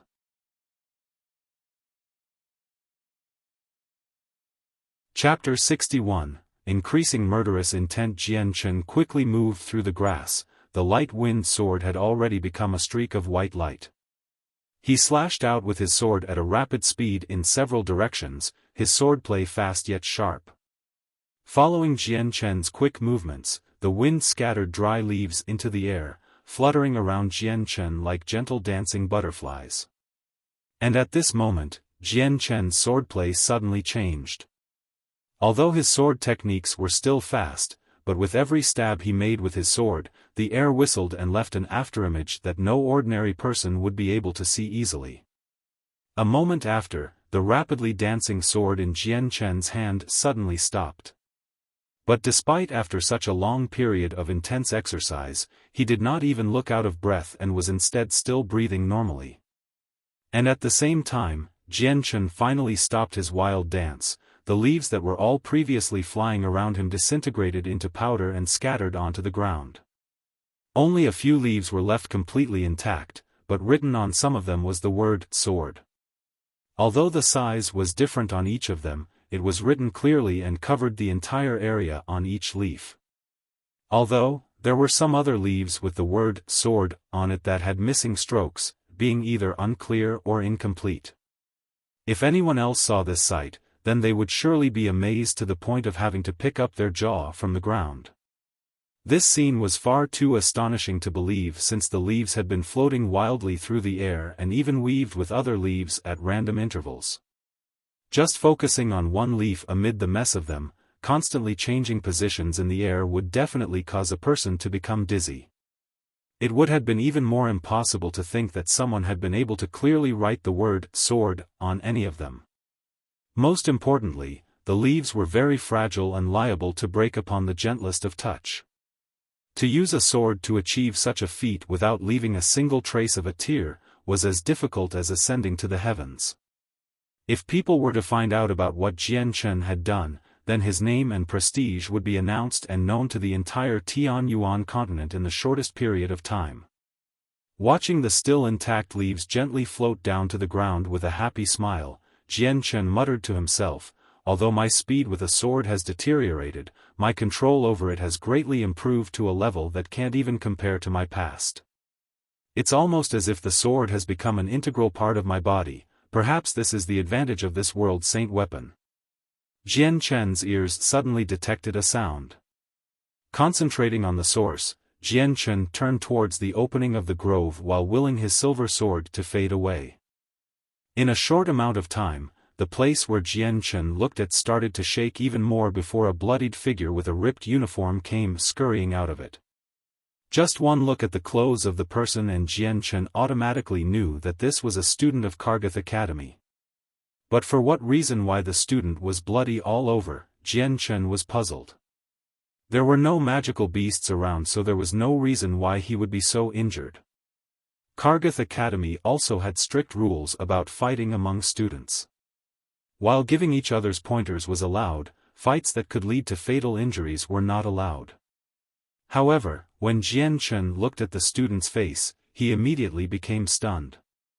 His face froze in a hard expression as he looked at the amount of blood that covered half of the student's face. Jian Chen couldn't believe what he saw, so he opened his mouth to cry out. "Big brother!" came the astonished shout. In a flash, he crossed over 30 meters to arrive at his blood-soaked and injured brother with worry etched on his face. Seeing the horrible wound on Changyang Hu as well as the blood still flowing from his head, Jian Chen's eyes narrowed in anger. "Big brother, what happened to you? Who did this to you?" An intense murderous intent was emitted from his body the longer he looked at his injured brother. When it came to his brother Changyang Hu, he was the only person Jian Chen had actually cared about after his mother because Changyang Hu had treated him like a true younger brother, so Jian Chen had wanted to repay him for this debt. When he had first come to Kargath Academy, it was Changyang Hu who had brought him on a tour around the academy grounds and explained the rules to him. He faced huge amounts of danger after running into the magical beast forest to fight and kill a Class 1 magical beast to gift Jian Chen its monster core without any regard for his own personal health. Although Class 1 magical beasts weren't even a threat to Jian Chen, Changyang Hu did not have as much fighting experience or combat skills as Jian Chen. At the time, Changyang Hu only had the strength of a peak 10th Saint Force Layer cultivator, so obtaining a Class 1 monster core wouldn't have been an easy task for him. Later on, his brother had even fought against Ka Diyun for him on the platform even after knowing his own strength was lacking in comparison to his opponent, initiating the challenge. Jian Chen had clearly felt that Changyang Hu cared for him from the bottom of his heart, and so from then on, Jian Chen had always treated him like close family. In his previous life, Jian Chen was a war orphan who had his parents murdered by the enemy army. From his birth, he had no family or friends and never knew the warm embrace of family. But now that God had arranged such a nice life for him, Jian Chen would definitely treasure this, and Changyang Hu held the second biggest spot in his heart after his mother by Yun Tian. So seeing Changyang Hu beaten into such a state, Jian Chen's heart flew into a rage that was unprecedented. A single look from him gave the feeling that it could injure someone. Seeing Jian Chen suddenly appear, Changyang Hu looked at him with a dazed expression. However, his face changed once more as he spoke anxiously, "Fourth brother, why are you here? Hurry up and run. Leave this place, they'll be here in a moment." Changyang Hu looked impatient. He hadn't thought that he would run into Jian Chen here. Instead of running, Jian Chen's face darkened as he said in a low voice, "Big brother, who in the world beat you to such a state?" The suppressed rage in his tone could have been identified by anyone. Changyang Hu's hands desperately grabbed onto Jian Chen's body as he continued to speak urgently, "Fourth brother, don't bother asking about that right now and leave this place immediately. Take the long route back to the academy, or else they'll definitely find you." Although he knew Jian Chen's strength was enormous since he had beaten a middle saint, Changyang, who did not believe that even Jian Chen could take on a dozen saints, along with Chengming Xiang, who was an upper saint. But Jian Chen stood right where he was, like a stone statue that could not be budged. No matter what Changyang who did, nothing would sway Jian Chen. With eyes that spoke volumes of his murderous intent, he glared at the grove, waiting for someone to come out. A dozen uniformed students eventually walked into his range of sight, with Luo Jian and Chengming Xiang walking in front of the group. When they saw Jian Chen, Chengming Xiang's and Luo Jian's expressions became excited. With a big smile, Luo Jian said, "Changyang Xiang Tian, we found you at last. I was beginning to wonder where you had run off to." Without any need for instructions, the group of people immediately surrounded Jian Chen and his brother in a circle. Seeing how he and his brother were surrounded, Changyang, whose face grew ugly, and gave a small sigh. But other than that, he said nothing. Despite the arrogant manner of the people around him, Jian Chen did not look scared at all, and instead remained calm. It was almost as if he had not even noticed such weak people were surrounding him at all. Jian Chen's face hardened as his eyes swept across the faces of the people around him. Some of them had pained looks on their faces. They felt a chill well up in their hearts, as if Jian Chen's stare was a cold blade that had penetrated their souls. "Who was the one who beat my brother?" Jian Chen shouted, "Step forward." Immediately, a large amount of force was released into the air. Despite the dozen members in front of him, Jian Chen was not scared, and instead held his head up high as a sign of his determination to not give up. Jian Chen's powerful command was accompanied by the release of a strong qi, causing all of them to take an instinctive step backwards.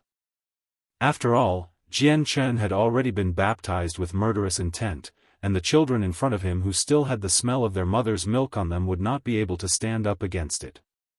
Realizing that he had been intimidated by Jian Chen's command, Chengming Xiang became angry. He had thought that with his majestic upper saint strength, it would be him that would be doing the intimidation. He couldn't accept the reverse outcome.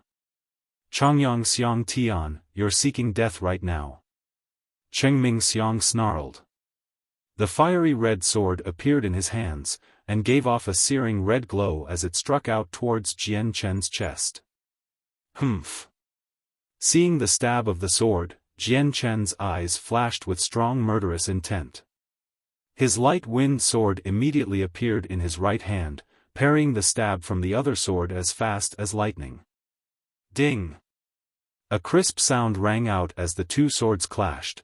Both points of the swords had somehow pressed against each other.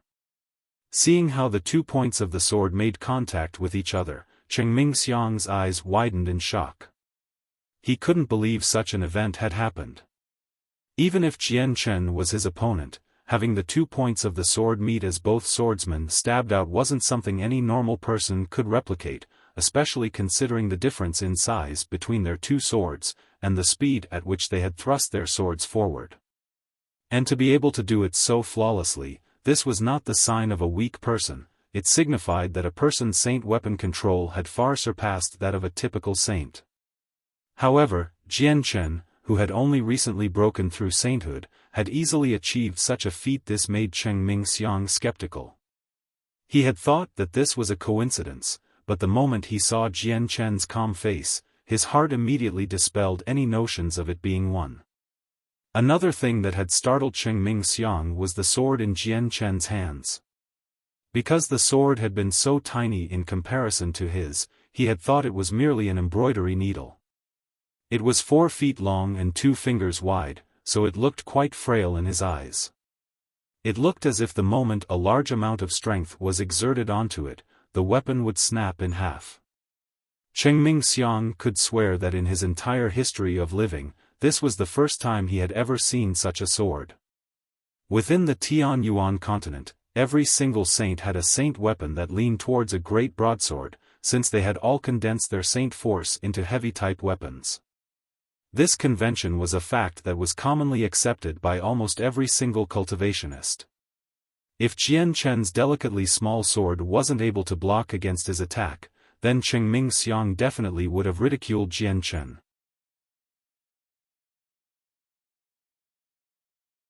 Chapter 62, Jian Chen's strength. Cheng Mingxiang's face hardened.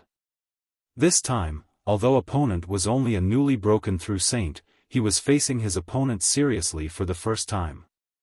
Cheng Mingxiang, since you've beaten my big brother, then don't expect to leave from this place unharmed. Jian Chen stated coldly. Cheng Mingxiang snorted in response and said, Changyang Xiang Tian, I admit I've underestimated you, but if you want to beat me with your new saint powers, that won't be possible. Jian Chen snorted as he looked on at Cheng Mingxiang with disdain. Whether or not I have the ability to, come and see.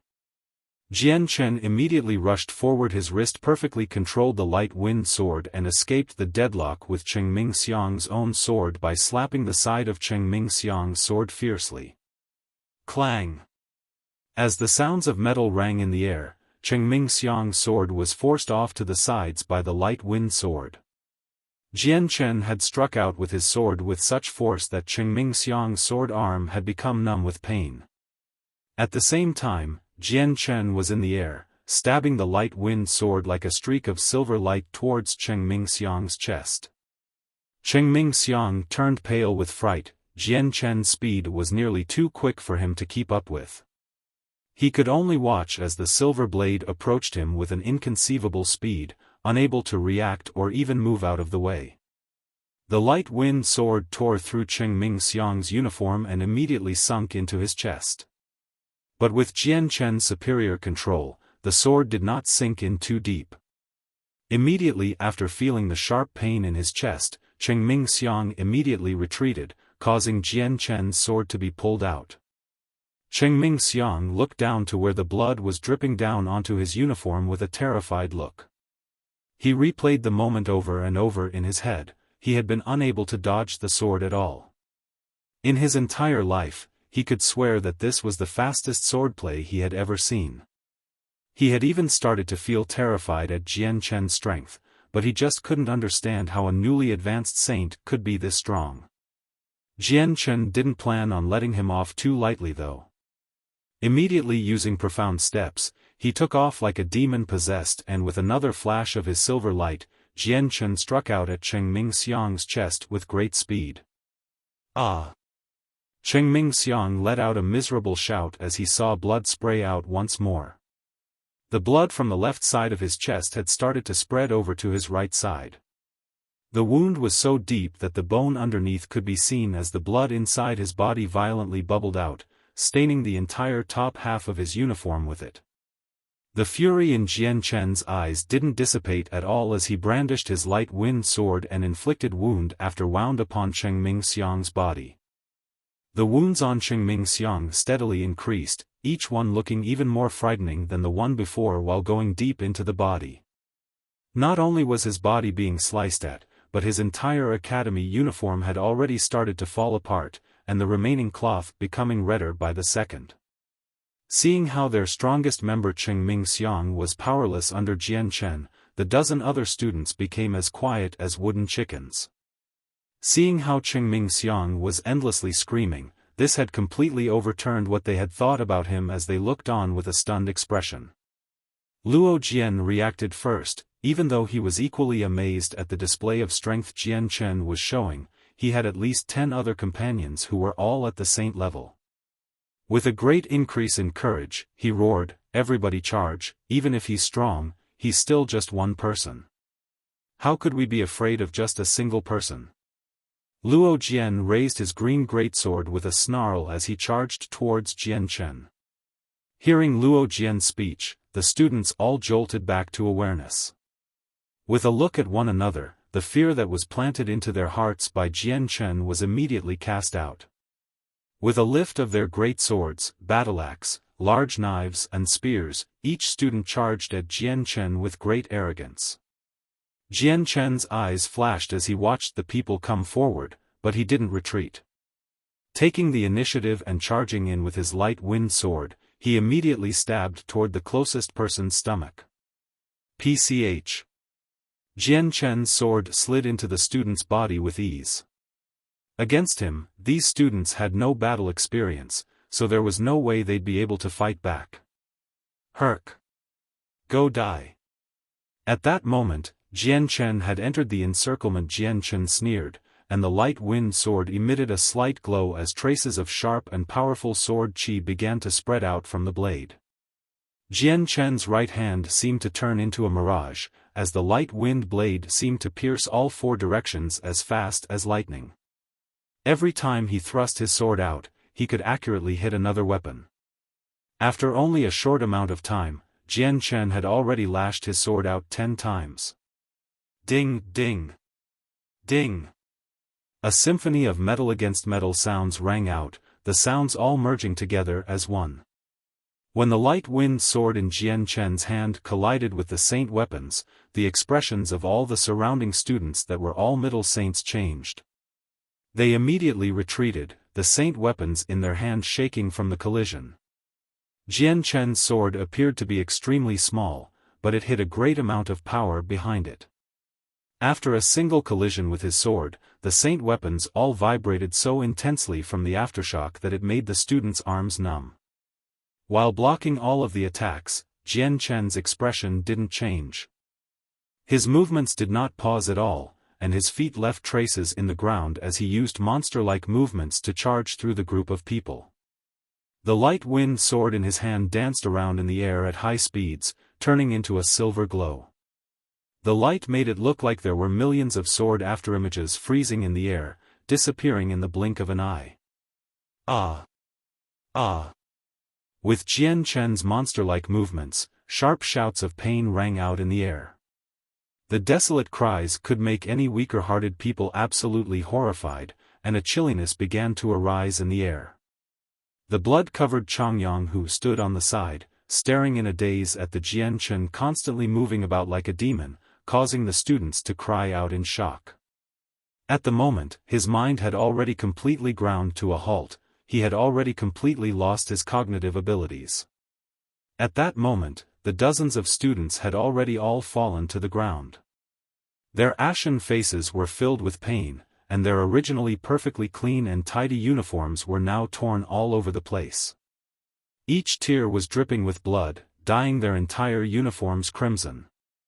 Moreover, that white light continuously flashed over their bodies, quickly increasing the number of wounds on their bodies. From their upper torso down to their legs, their entire bodies were covered with frightening wounds. Their blood flowed like rivers out from their injuries, and they quickly began to look like they were made of blood. Jian Chen circled the students at high speeds. The light wind sword in Jian Chen's hand slashed at their bodies continuously, causing splashes of blood and torn pieces of clothing to fly out in the air. Changyang, whose injuries greatly affected Jian Chen's emotions. Although Jian Chen didn't kill these dozens of students, he would definitely not let them go lightly. If these people weren't attending the same school as Jian Chen was, and if Jian Chen wasn't worried about stirring trouble within their families, he would definitely end their lives without hesitation. Senior Changyang Xiang Tian, please have mercy on us. We won't dare to do this ever again. Senior Changyang Xiang Tian, please let us go this time. We won't ever do it again. Finally, the people could no longer endure the torture, and had begun to beg for mercy. As soon as one person began to cry out, the others all started to plead for their lives as well. However, a few of the more temperamental people were still gritting their teeth and holding themselves back. They had also considered running, but both their legs and arms were currently sporting terrifying wounds. The slightest movement caused them to bite down in pain. There was no way they could run, at the least, they didn't have the willpower to endure such an intense pain. Jian Chen ceased his movements. His expression was cold and indifferent, he didn't have a hint of blush on his cheeks, and his breathing was calm. However, the light wind sword in his hand was dripping with fresh blood. Jian Chen's body was as tall and straight as a mountain, immovable in his spot. His eyes flashed coldly as if they seemed to be able to pierce through one's soul. He slowly swept his gaze across the dozen students lying on the ground and said, I can let you guys go, but you have to answer this, who injured my older brother? It's Lord Cheng, Luo Jian, and Ka Di Yun. Right, it was those three that had injured Changyang Hu. Changyang who was wounded by those three, we didn't do anything at all. The dozen youths struggled to say their excuses first, afraid that if they were too slow in their responses, Jian Chen would be discontent. At the moment, they had already long abandoned any thoughts of retaliation against Jian Chen, and wholeheartedly regretted their actions. Among them, half of the people had had their monster cores taken away by Jian Chen in the forest. The other half had no enmity towards Jian Chen, and had merely been gathered by Cheng Mingxiang. Jian Chen's eyes flashed fiercely. He coldly glared at Cheng Mingxiang, Luo Jian, and Ka Diyun, a powerful murderous intent evident in his gaze. Under Jian Chen's murderous gaze, Cheng Mingxiang and the other two felt chills in their hearts, and all showed terrified expressions.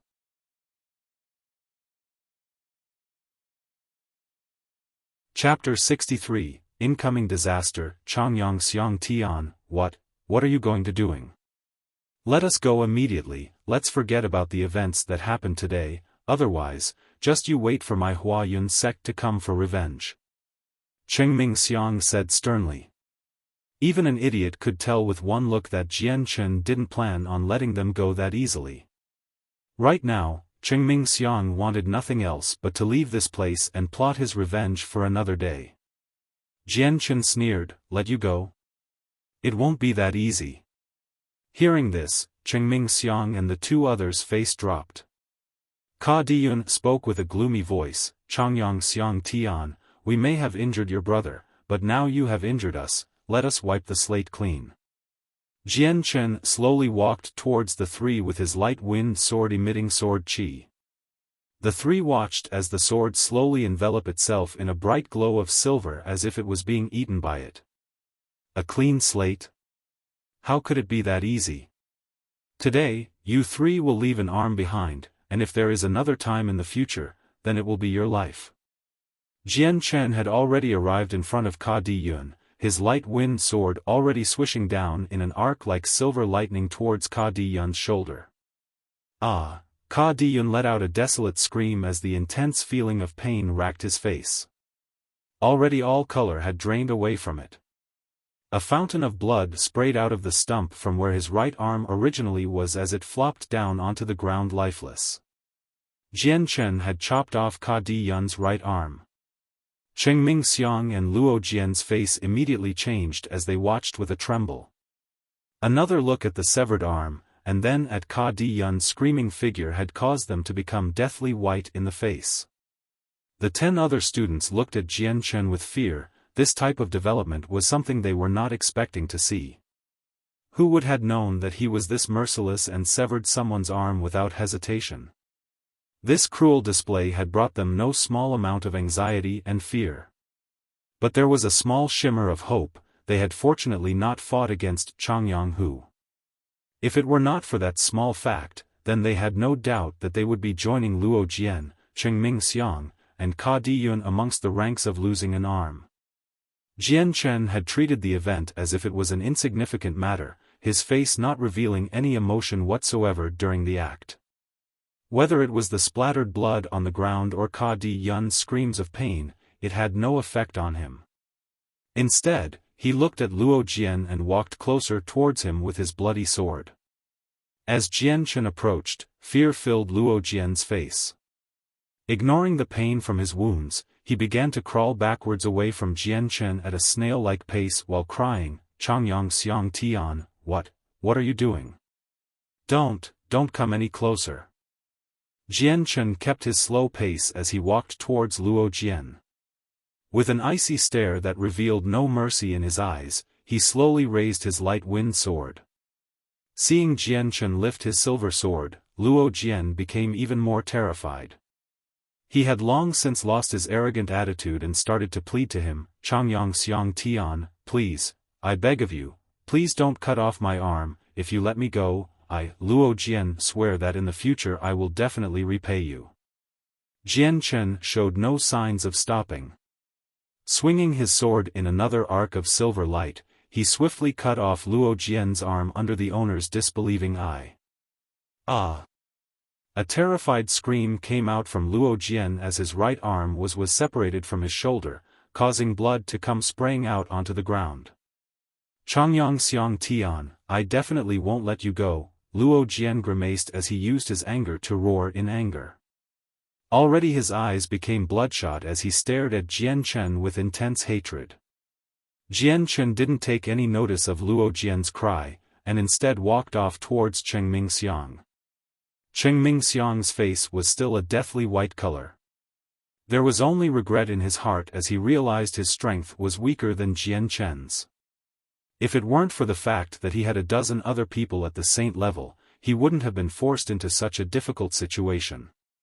Seeing the still approaching figure of Luo Jian, Cheng Mingxiang couldn't quell the feeling of absolute dread in his heart as he tried to calm down.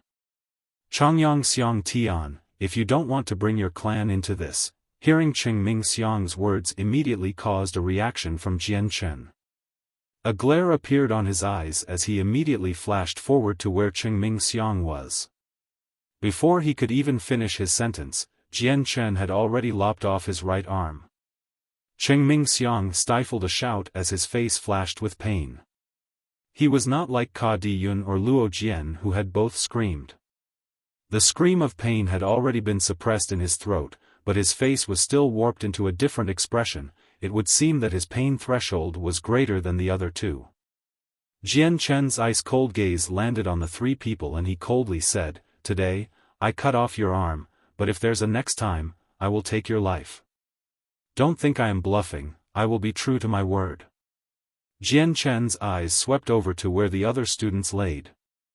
As he looked at each student, they stared down at the ground in fear. Whenever Jian Chen had looked at them with his bloody sword, none of them had even the smallest idea of trying to get revenge. Jian Chen looked at his bloody light wind sword, and with a single thought, he held the sword with the point facing downwards. All of the blood accumulated on the sword started to accumulate at the tip of the sword and slowly started to drip down onto the dusty earth, restoring the light wind sword to its original bright glory. With the light wind sword finally clean, Jian Chen returned to where Changyang Hu was.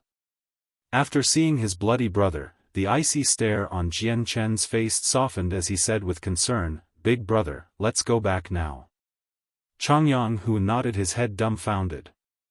Right now his eyes were wide open after watching the entire fight that had just happened. Even though he had personally witnessed Jian Chen's victory, he was still having a hard time in believing it. Jian Chen lent a hand towards the bloody Changyang Hu and the both turned around to walk back to his dorm by a secluded road. But despite this, the both of them would still see enough people that would spread the news that Changyang Hu was heavily injured around the academy. Not long after Jian Chen had returned back to his room, the students lent a hand towards the three injured students and began their slow walk towards the academy. The moment the academy came into sight, everyone went into an uproar, especially for the three students each missing an arm. Nobody could believe their eyes at what they had seen. The news of the injured students spread across the academy with rapid speed. The news had even spread to the teachers, who immediately reported it to the vice-headmaster Baiyan. When Baiyan had heard that Cheng Mingxiang, Luo Jian, and Ka Diyun had their arms cut off, he placed extra importance on the matters and immediately relayed them to the medical experts of the academy. As Baiyan arrived at the medicinal wing of the academy, a large group of people had already gathered on the outside as they clamored around for news. Vice-headmaster Chang Bai-en pushed aside the crowd of students, and directly forced his way up to the medicinal wing to see the situation. There were currently a dozen blood-covered students lying on stretchers. In the middle of the room stood two middle-aged men and a woman currently closing their eyes. They had their hands spread out above three of the students, emitting a milky white light from their hands that enveloped these students. Shrouded in milky white rays of light, the three students' terrifying wounds were being quickly sealed before their very eyes. The speed of the healing was unfathomably fast, and within a short breath, the three students' wounds had already disappeared without a trace. Once the wounds disappeared, the expressions on the three students' faces clearly changed. Now they showed no traces of pain, on the contrary, they looked a lot more relaxed now. At the same time, one could see traces of alarm in the depths of their eyes. After treating the 3 students, the 2 men and 1 woman showed their humble appreciation to Bai En. Soon after, they continued to treat the remaining dozen or more students in the middle. The vice headmaster had an ugly expression on his face as his gaze swept across the dozen students. His gaze lingered for an especially long time on Qingming Xiang and the other 2 that had lost their right arms. His expression fell as he bellowed, "What happened here? Who wounded you to this extent? Could it be that you encountered someone from outside? Humph, don't they know that everything within this 100-kilometer perimeter is Kargath Academy's territory? To think that someone would dare to enter Kargath Academy and injure its students, this is really absurd." Bai En was fuming. It was very obvious that he thought that Qingming Xiang and the other dozen students had been hurt by some people from the outside. "Vice headmaster, it was Changyang Xian Tian, we were all injured by Changyang Xian Tian," a student weakly cried. "That's right, vice headmaster, you have to demand justice for us. Changyang Xiang Tian not only heavily injured us, but he even cut off the arms of Lord Cheng and the 2 others, vice headmaster." Bai En was completely shocked into a daze by these words. He only felt disbelief. Among these dozen students, the weakest person was at least a lower saint. There were even some middle saints, and 1 upper saint among them. With such a lineup, even if they encountered a great saint, they would still definitely be able to overwhelm him. He really couldn't believe that so many people had actually been beaten black and blue by a freshman that had only just broken through saint level a few days ago. Bai En couldn't accept this fact at all. After confirming what actually happened, Bai En's expression immediately grew serious. His heart had already sank to the utmost degree. He immediately looked for the headmaster. What happened here was far too complicated for Bai En to resolve. After Bai En recounted the entire situation to the headmaster lost his calm. He jumped up from his chair with an expression of utter shock and said, "What? Is what you said really true? Qingming Xiang, Luo Jian, and Ka Diyun all had their arms cut off by Changyang Xiang Tian?" "Yes, headmaster, I personally made a trip to see. The 3 individuals' arms were indeed cut off," said Bai En solemnly. "Ai," the headmaster sighed heavily and said, "this time the situation has worsened. This Changyang Xiang Tian is far too impulsive. Ka Di clan and Luo clan are of no problem, however, Huayun sect is not someone the Changyang clan can afford to offend. Headmaster, what should we do now? Our Jessen kingdom had much difficulty producing a genius like Changyang Xiang Tian. We can't just stand by and watch a genius with limitless potential die when he had not yet finished maturing. Otherwise, this would really be too major a loss for Jessen kingdom." Vice Headmaster Bai En said in a heavy tone.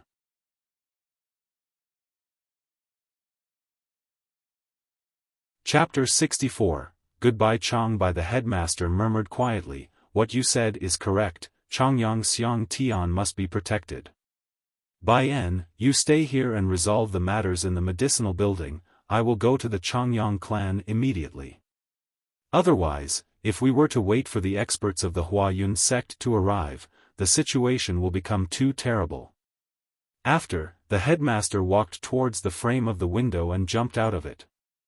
Then, just like a big bird, he immediately flew into the sky with frightening speed and flew off into the horizon. Seeing the headmaster disappear into the horizon, Bai En let loose a sigh. Changyang Xiang Tian has really disturbed the peace this time. If he had only just beaten them, then the situation wouldn't be that bad, but he had to go and cut off Qingming Xiang's arm. Although it's not like the arm can't be reattached, but the strength needed for this is too high. Even the Huayun sect cannot invite a rank 7 Radiant Saint Master with ease. By this point, the entire academy had heard about the 3 students who had their arms chopped off by Changyang Xiang Tian. It was the topic of discussion amongst every student, and with that, Changyang Xiang Tian's strength had created another shock between the teachers and students. While the academy was talking about that, Jian Chen sat cross-legged on his bed as he began to reflect upon his actions.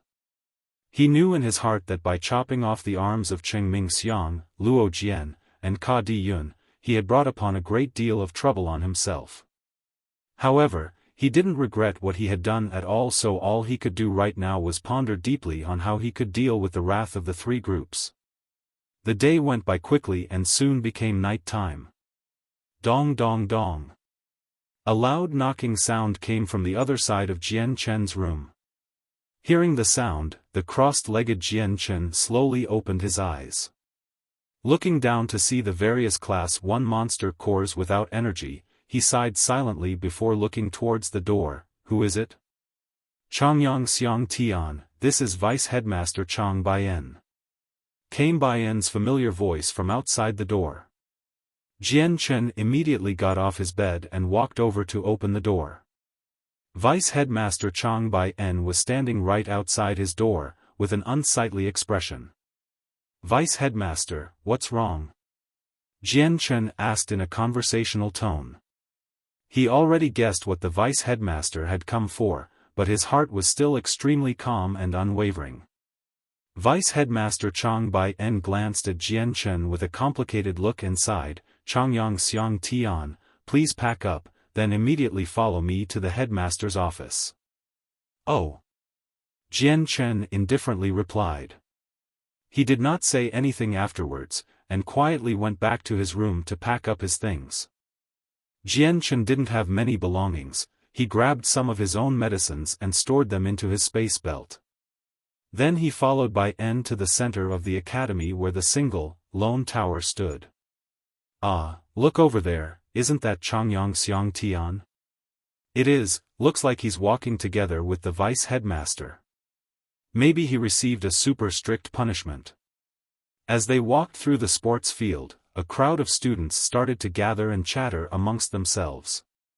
Jian Chen turned a deaf ear to the discussions that had arisen around him. He followed behind Vice Headmaster Baiyan, and they soon arrived at the central tower, and directly entered the headmaster's office. Right next to the vice headmaster's table sat two elders. One of them was a relieved headmaster while the other elder was wearing a cyan-colored pao and had long black hair that was tied back.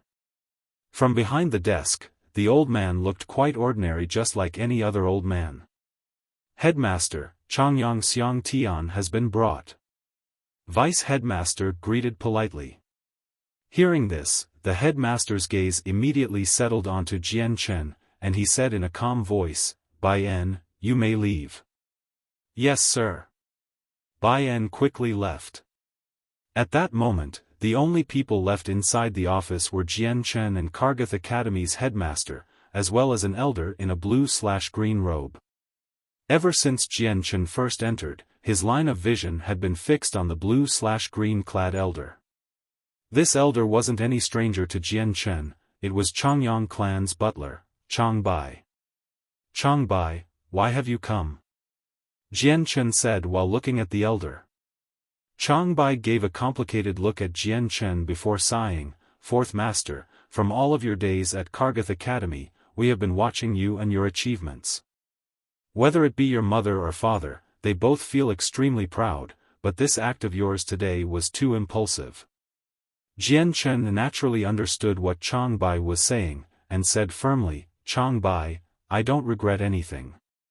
They brought this onto themselves. My older brother hadn't offended them in any way, but they still heavily injured him. Even if I relive this experience, I would still do the same thing.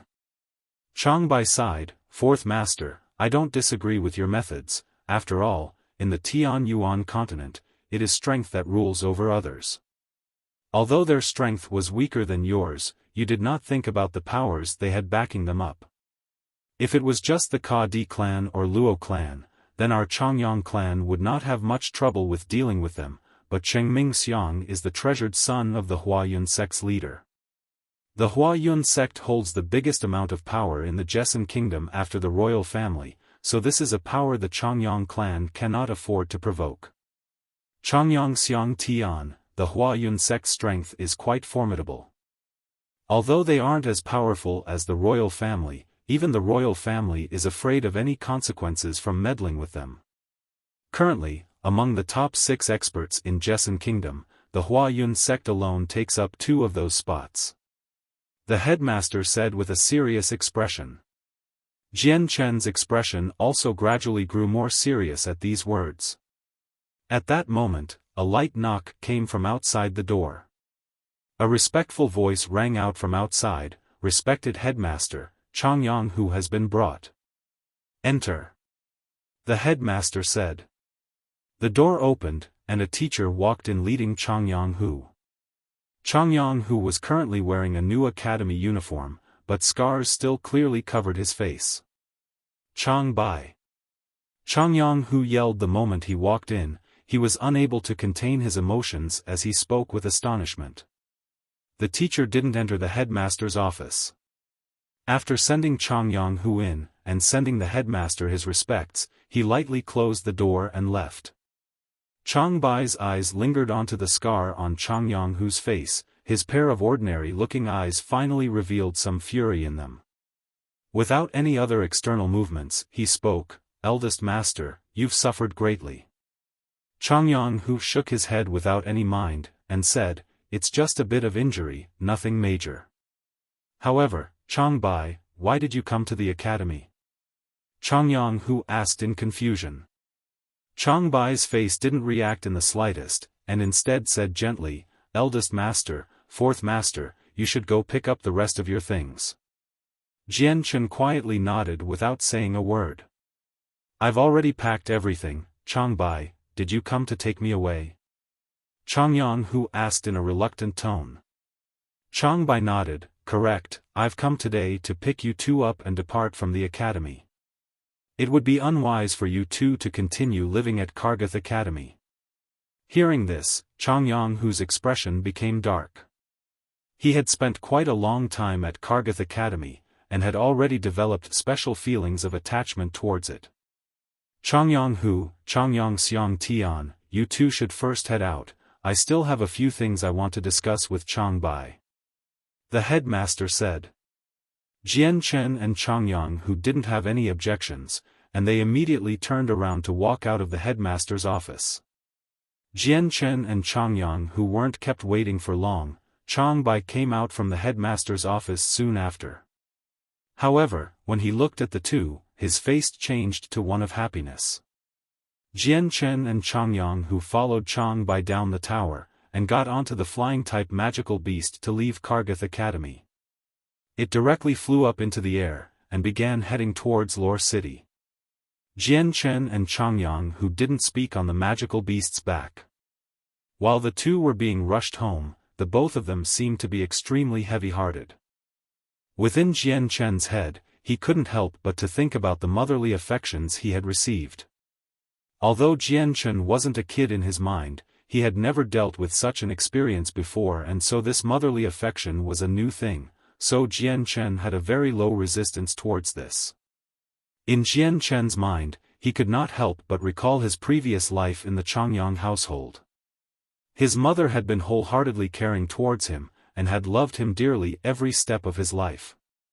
This made Jian Chen's frozen heart, which had never experienced a mother's love before, become a sea of warmth, and he enjoyed and treasured this feeling.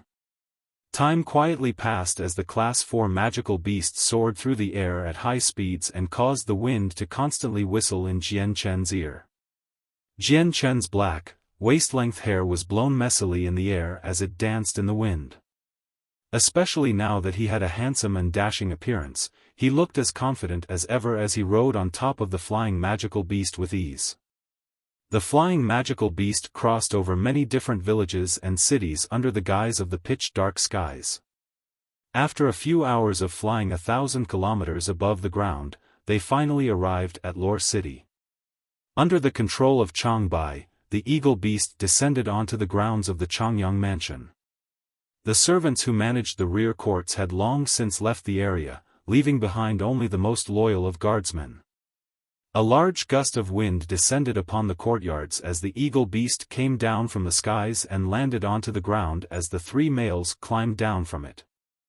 A group of people had already gathered around the eagle beast with a middle-aged man wearing a black and white pao leading the group. This was the master of Changyang Mansion and the father of Jian Chen, Changyang Ba. By his side were 4 very beautiful women, Jian Chen's mother by Yun Tian and his 3 aunts. Standing by his 4th aunt's side was a girl who looked to be around 18 years old.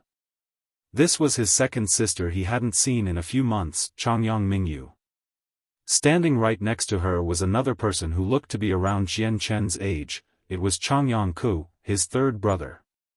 However, in Changyang Ku's eyes was a look of mirth as if he was happy to see Jian Chen in such misery after leaving Kargath Academy. Standing behind the family were a few middle-aged men and elders. They were high-ranking members of the clan, but each one of them had a grave expression on their faces as they looked at Jian Chen with a complicated stare. Some looked at him with happiness, others with an expectant expression, and some who just sighed. Chang Bai walked towards Changyang Ba and gave a small smile. "Clan leader, I have not failed you. I have brought the eldest master and 4th master back home safely," he stated. Changyang Ba looked at Chang Bai and clasped his hands together. "Chang Bai, thank you very much for your trouble. Clan leader is being too courteous, this is just part of my duty," Chang Bai said. Changyang Ba swept his gaze across Jian Chen and Changyang Hu. His eyes held both expressions of gratification and admiration as he looked at Jian Chen, and his expression had also become excited, although it was still nevertheless worried. Finally, he let out a long sigh and said, "Xiang Er, Hu, both of you come with me to the main hall." Changyang Ba turned around and began to walk out.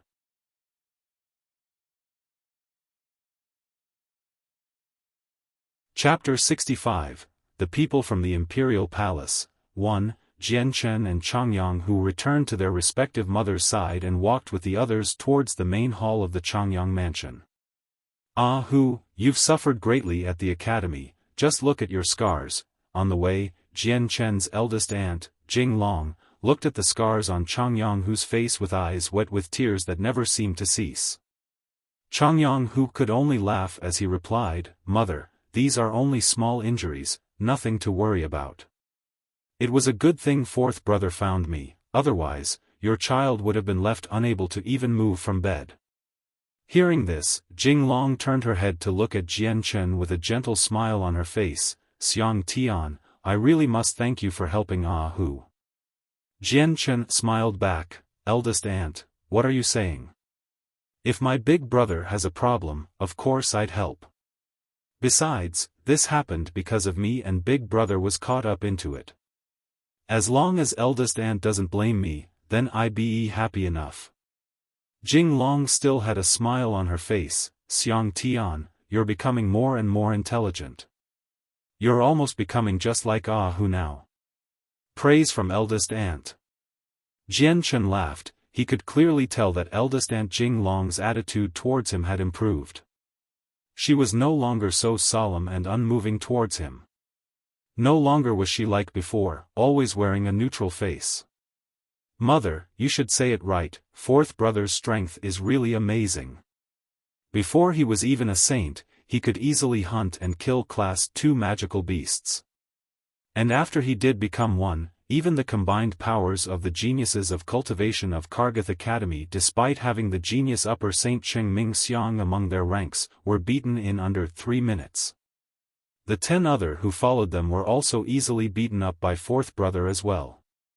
Changyang Hu was clearly excited, his voice was rising in volume as he spoke. "Mother, you didn't see the fight, but I did. Although 4th brother was by himself, he had beaten a dozen people until they were covered with bruises in the blink of an eye. These dozen people were all at the rank of a saint at the very least, but against 4th brother, they were no match at all." Hearing this, Jian Chen's mother by Yun Tian beamed with happiness as she looked at her son with loving affection. "Humph." A cold sneer came from the side. It was from Jian Chen's 3rd aunt by Yu Shuang, who continued to say, "Amazing is amazing, but it was this amazingness that provoked the Huayun sect.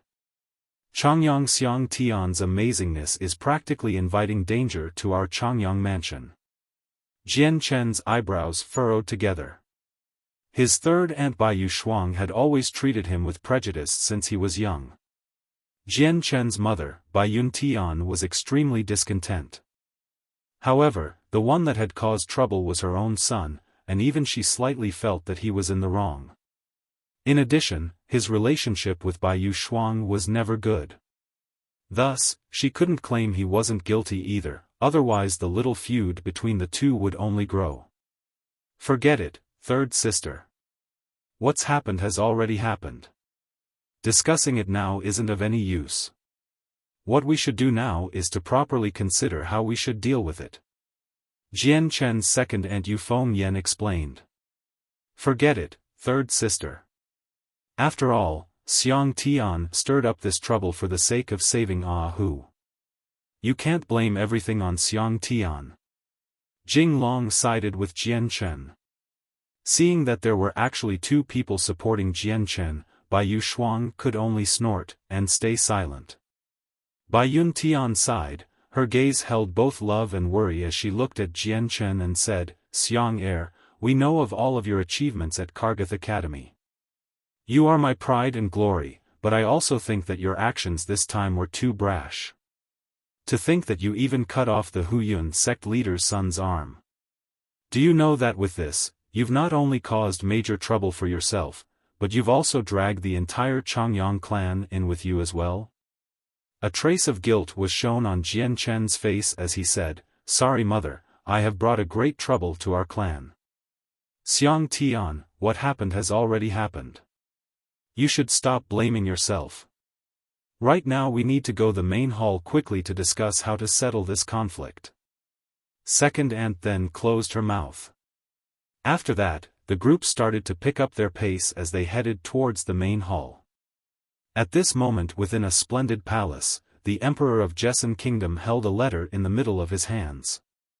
Creasing together his eyebrows, he let out a long sigh before saying, This Changyang Xiang Tian is truly too impulsive, he has made a great mistake by cutting off the right arm of the Huayun sect's Qingming Xiang. This type of situation is something the Changyang clan cannot stand up against. The Emperor released the letter and watched it drop to the table. Servant, call the armored forces commander by Dao to come quickly. Yes, your majesty. As the emperor gave out his command, the court eunuch hurried out to obey his orders. Soon enough, a black-armored middle-aged man came walking into the room. This man's appearance was rather ordinary-looking, but he had a resolute expression on his face. His eyes shined brightly below his scarred face. The scars ran across his entire forehead, causing people to jump at his terrifying appearance. The man walked towards the emperor before stopping 10 meters away from him. Your Majesty, this servant knows not why he has been called here. The emperor slowly stood up as he grabbed the letter in his hand and handed it to the man. Take a look. Hearing this, the middle-aged male wearing black armor received the letter from the emperor and opened it to begin reading. After he finished, his expression had become extremely heavy. I hadn't imagined that he would actually stir up so much trouble. The black-armored man let out a long sigh as his expression became anxious. The younger generations always seem to be so arrogant and impulsive. The emperor sighed, By Dao, ever since you joined the armored forces 20 years ago, you've never returned back to your homeland. Take this opportunity today and visit. Yes, your Majesty. A complex look flashed in the armored youth's eyes. The emperor's expression suddenly turned serious as he said, By Dao, when you return this time, you must persuade Changyang clan's people to send Changyang Xiang Tian over here as quickly as possible. Otherwise, once the Huayun sect goes looking for them, the conflict will grow even more. Only by sending Changyang Xiang Tian away, in addition to us mediating between them, will the conflict between the Changyang clan and the Huayun sect be temporarily stabilized. Right now, all of the neighboring nations are already beginning to stir. It seems that they've never let go of the idea of attacking my Jessan Kingdom's territory. At a moment as critical as this, nothing can be allowed to occur within the kingdom. Otherwise, the end result will be too horrible to even think about. Changyang Xiang Tian is a genius from the heavens with unlimited potential. His future prospects truly cannot be measured, may be the only source of hope that Jessan Kingdom has ever had in the last few hundred years. For this reason, Changyang Xiang Tian must be protected at all costs. Although we cannot guarantee his future achievements will go smoothly, we cannot allow him to get involved in an accident within our Jessan Kingdom. The emperor spoke with a hard face. Hearing this, the armored youth showed a proud and joyous expression. He suppressed the rising emotions within his heart and said, "Young Majesty, Bai Dao understands what he should do now." The emperor nodded his head and said, "Bai Dao, there's no time to lose. You must head out to Changyang Mansion immediately. With your strength, you should be able to arrive there before sunrise." "Yes, Your Majesty." Within the great halls of the Changyang Mansion, Changyang Ba sat down onto his throne, with Jian Chen on one side and his fellow wives on the other side. Sitting a few steps below was the relieved housekeeper Chang Bai. Changyang Ba had a look of worry on his face as he looked at his son Jian Chen. Xiang Er's situation at Kargath Academy should be known to everyone here already. The Huayun sect leader's son had his right arm cut off, so the Huayun sect will definitely not let this matter go. Please offer up what solutions you may have. Hearing this, everyone in the hall went silent. The Huayun sect was the biggest force of power aside from the royal family in the Jessan Kingdom and didn't fear the emperor's power at all. The Changyang clan wouldn't be able to resist their sect since Chengming Xiang was like a treasured son of the sect leader. Since he was a genius that far exceeded the others, to have his arm chopped off by Jian Chen would definitely influence his future road of achievements. It could be said with no exaggeration that Jian Chen had completely destroyed Chengming Xiang. So for that reason everyone knew within their hearts that there would be no way for the Huayun sect to forgive this matter. Everyone was still silent before finally a 60-year-old elder said, "The best way to solve this problem is to find and invite a Radiant Saint Master to help repair Chengming Xiang's arm." However, only a rank 7 Radiant Saint Master would have the power to do something on this level. Our Changyang clan would not be able to easily call on such a person. Not only that, but rank 7 Radiant Saint Masters are extremely rare within the Tian Yuan continent and many of them are wanderers. It would be easier to climb to the heavens than to find one, so the possibility of healing Chengming Xiang's arm is practically zero. AI, what you're saying is correct. In my opinion, our only chance of appeasing the anger of the Huayun sect aside from finding a Radiant Saint Master is to have the Emperor and the royal family back us up. However, the Huayun sect would definitely not give up their chances. What is guaranteed is that the fourth master will not be easy to protect. A middle-aged person said. Standing by the middle-aged man were a few other elders who had high amounts of influence within the clan. They have long since heard about Jian Chen's achievements within the academy, and in their hearts, they had already started to place their hopes for the clan's survivals onto Jian Chen. So even though the clan was being troubled by a big problem, no one had blamed him for it and instead tried their best to find ways to protect him. Not only that, but with the arranged marriage between him and Princess Galan, then after the marriage, the Changyang clan would be able to rise higher in power. If only the ancestor was still here. An elder sighed helplessly. Hearing this, Chang Bai's eyes lit up. That's right, if the master was here, then our clan wouldn't need to assemble here today to figure out a solution. It's a shame, the master has already been gone for dozens of years without any notice. We don't even know if he is alive or not. The crowd went silent after hearing that. Jian Chen's heart pulsed after hearing Chang Bai talk. From his few years at the Changyang mansion, he had never once heard about this ancestor or Chang Bai's master come up as a topic before. Although he had only just heard about the two, he was sure in his heart that these two people were actually very strong and had power incomparable to anyone else. Most likely the two were not afraid of the Huayun sect and were former elders of the clan. Jian Chen didn't bother to think about his question long, and immediately dismissed it from his mind. Seeing how the hall was still silent, Jianchen hesitated slightly before saying, "Father, it would be better for Changbai's eagle beast to send me out. As long as I do not remain within Changyang Mansion, I am sure the Huayun sect will not act upon the clan if they truly do come." "No. Absolutely not." The moment Jianchen spoke, Bai Yun Tian and Changyang Ba's voices both simultaneously rose up in objection. Both of Bai Yun Tian's hands tightly grasped onto Jianchen's own hands as her eyes gradually became misty before tears started to stream down her face. She cried, "Xiang heir, don't say such foolish things. The Tian Yuan continent is very dangerous, and it's not as easygoing as you think it is. You have not yet explored the world, so you don't know what rules must be followed in order to survive. Your strength is still too low. Mother will definitely not let you go on such a foolish endeavor."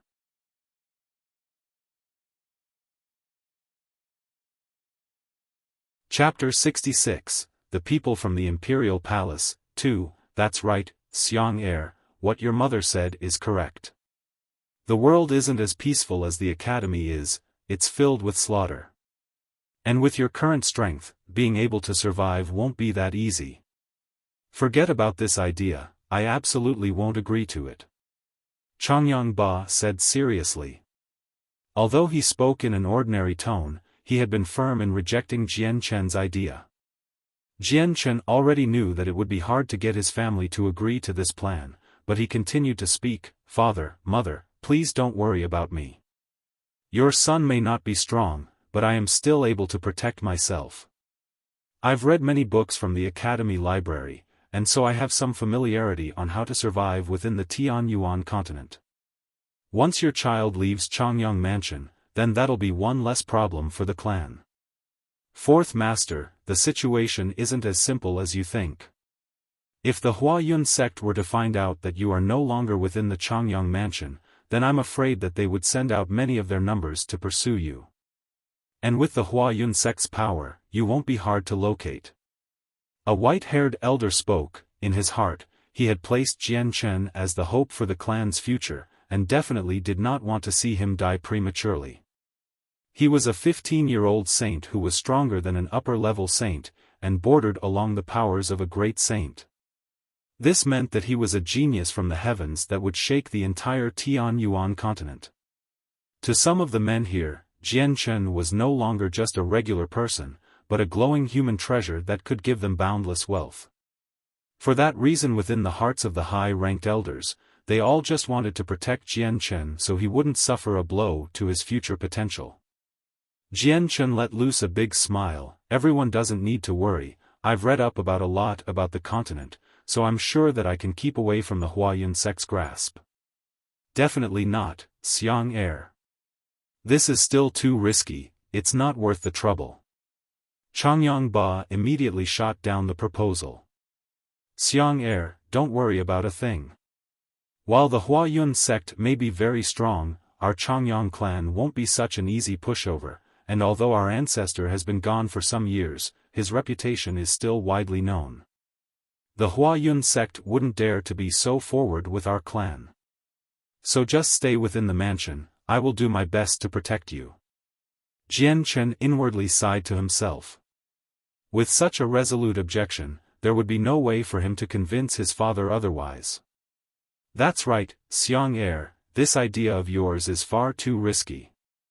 Even if you could escape from the Huayun sect, the life of the Tian Yuan continent is not as straightforward and simple as the books say. Please just obediently stay at Changyang Mansion, your father and your uncles will do their best to protect you." Bai Yun Tian gently pleaded with Jianchen. "Ko."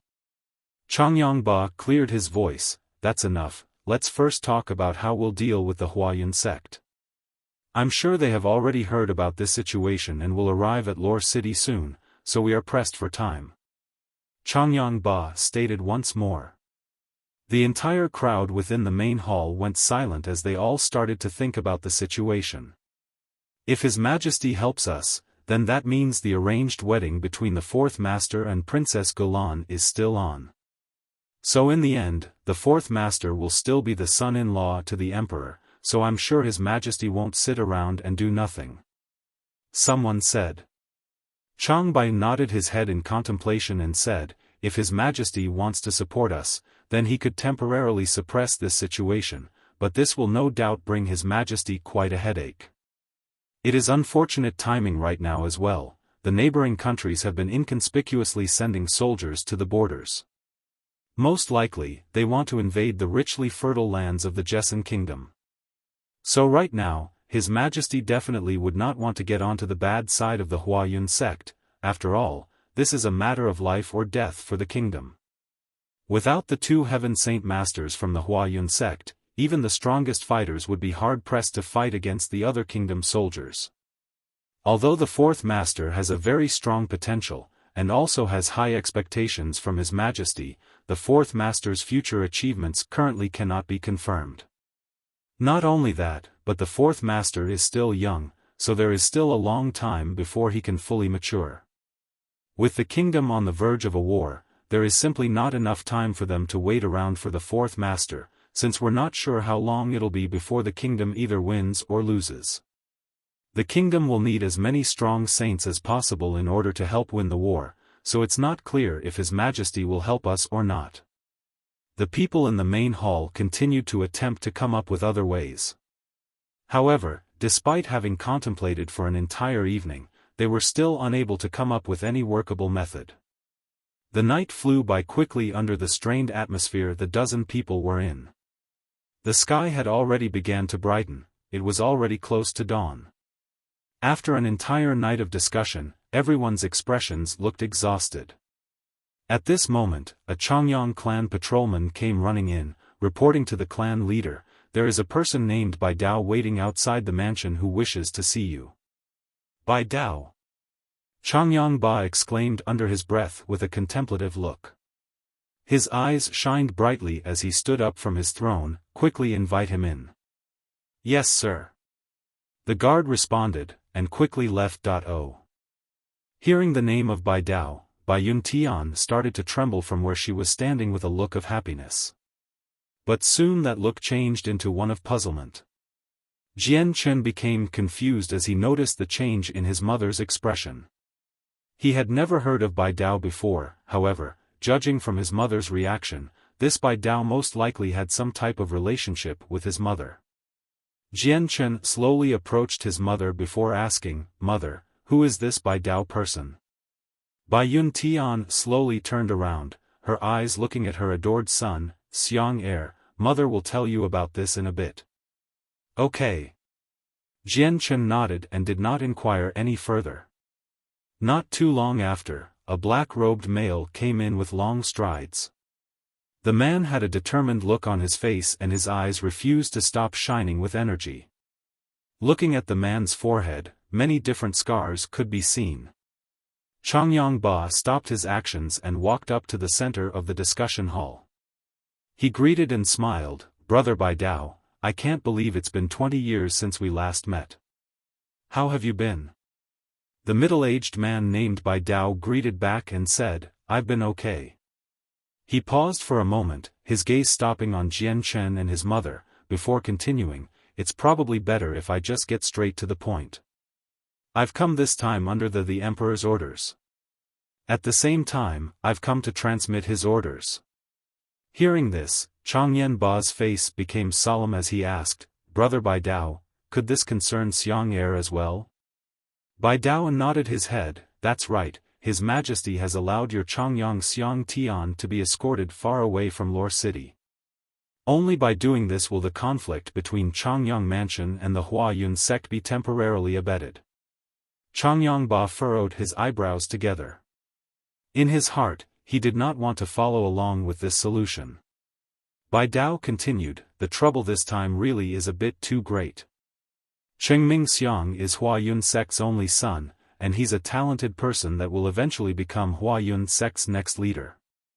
For Changyang Xiang Tian to have cut off Chengming Xiang's right arm destroyed him without question. Thus, the Huayun sect will definitely not let this matter drop lightly. The Huayun sect has 2 Heaven Saint Masters, people that the Changyang clan cannot afford to fight with. Although His Majesty also has 2 other Heaven Saint Masters by his side, but with trouble brewing at the borders of the country, then the Jessan kingdom will be involved in a war soon enough. By that point, His Majesty cannot afford to get on the bad side of the Huayan sect. It is only with Changyang Xiang Tian being escorted out of Lore City and under the control of His Majesty that this situation can be solved temporarily, and fix the issues within the Jessan kingdom. Could it be that there's really no other way? Jian Chen's second aunt, Yu Fengyan asked. None. Bai Dao shook his head, his tone filled with complete certainty. Bai Yun Tian's expression turned ashen, and she said in a trembling voice, however, the people outside are dangerous. Xiang Er's strength is still weak, he'll definitely suffer through a lot of hardships. Bai Dao gave a profound look at the Jian Chen sitting next to Bai Yun Tian and said, one must suffer hardships in their life while upholding their dignity as a person. It is only after they suffer through thick and thin that they can mature into an independent person. You both pamper him too much, this won't do him any favors, it's actually harming him. Hearing Bai Dao, a few of the gathered people nodded their heads in agreement. There was a great deal of logic within his words. Changyang Ba still looked hesitant at this idea. Jian Chen swept his gaze over his surroundings. He knew that this was his chance to strike out for an advantage and said, Father, just let me leave. I am confident that I can cope with anything that I'll encounter in the future. Moreover, I really want to go outside to travel the world. Clan leader, since the fourth master had originally planned to leave the mansion, what Bai Dao said is correct. This may be the only way to solve the conflict between the two groups. With this method, the fourth master will definitely learn a lot. Even if the fourth master is a genius that surpasses others, his experience is still what matters most. Chang Bai said. Changyang Ba helplessly sighed and said, fine. Since Chang Bai also agrees to this suggestion, then Xiang Er will leave Lore City and experience the outside world for a while. I'll let a few devoted guards leave with Xiang Er to keep him safe outside. Once he heard that guards would be dispatched to protect him, Jian Chen's brows couldn't help but knit together as he said, Father, there's no need to dispatch guards. I want to go adventure outside alone. Xiang Er, going out by yourself is still far too dangerous. At the very least, please take some guards to go with you in case you come across any trouble. Bai Yun Tian held onto Jian Chen's hands in concern. With the current matters, she was powerless to change the decision and so she could only try to accept this decision calmly. No need, mother. I don't want to bring guards out, if that happens, I'll be too easy to target. I think that going out alone is easier. Jian Chen's attitude was extremely firm. In reality, in his opinion, having a few guards by his side was a type of burden. In addition, once outside, he couldn't always be as cautious with conserving his strength as he was at home. He still had many secrets that he couldn't let anyone in his family know of.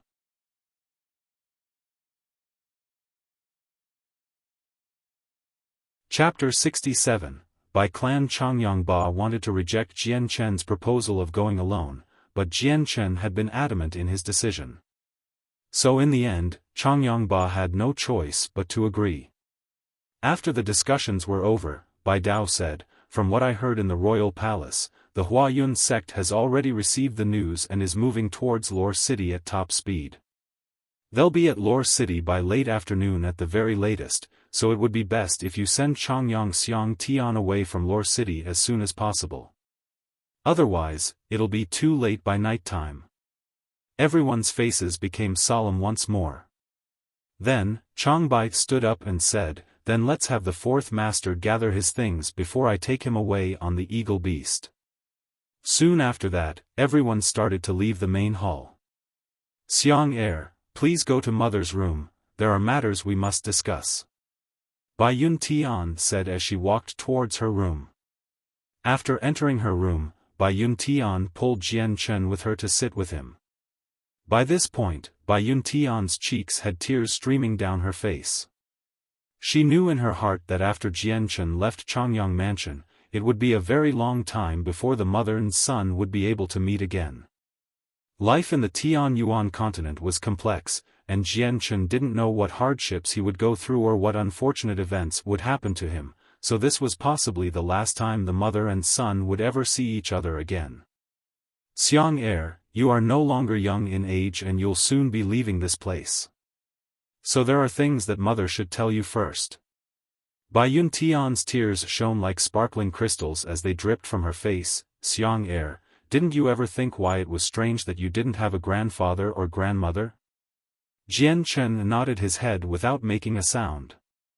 Bai Yun Tian continued to say, Xiang heir, your mother is actually not from the Jessen kingdom. My homelands originate from one of three biggest empires, the Karl Empire. Not only that, but my Bai clan has been a powerful family that goes back for over 1,000 years. It had a powerful influence stronger than that of the Huayun sect and resided in the king's city Minghua City. Your grandfather was a powerful saint ruler, while you have 4 other great elders who have reached the Heaven Saint Master level and hold high positions in our Bai clan. Bai Yun Tian sighed, it's a shame good things don't last forever. While your mother was still young, your grandfather received a letter and never returned, leaving behind no information at all. 20 years after the disappearance of your grandfather, the 4 elders of the clan sent 2 people to look for him. 2 days after their search began, however, an astonishing piece of information was reported: the 2 that were sent out had been killed in the countryside. Bai Yun Tian's face was full of sorrow after saying that. This piece of information was like a bolt of lightning coming from a clear sky. While the 2 elders were only at the Heaven Saint Master level, they were still considered as some of the strongest in the Tian Yuan continent, so it was inconceivable to think that they could be killed. The elders didn't even have time to run, and so to this day, the Bai clan are still clueless on what enemy could be strong enough to have such a grudge towards our Bai clan. Your grandfather may have encountered something similar as well. Unfortunately, our mysterious enemies didn't even give us time to catch our breath. On the very same night of the murders, a huge group of mysterious men invaded our Bai clan. They were all very strong, and the remaining 2 elders were unable to repel them. Ultimately, they got killed. Without the powerful elders, there were no longer any strong people left to protect us. At that moment, some loyal members of the clan tried to help a group of us escape the massacre, but in the end, only your mother and uncle were left. It was only after your uncle and I hid in a family home that we were able to escape from Minghua City with our lives. After hiding for a few hours, we turned our heads and immediately left via a mercenary caravan heading towards the Jessen kingdom.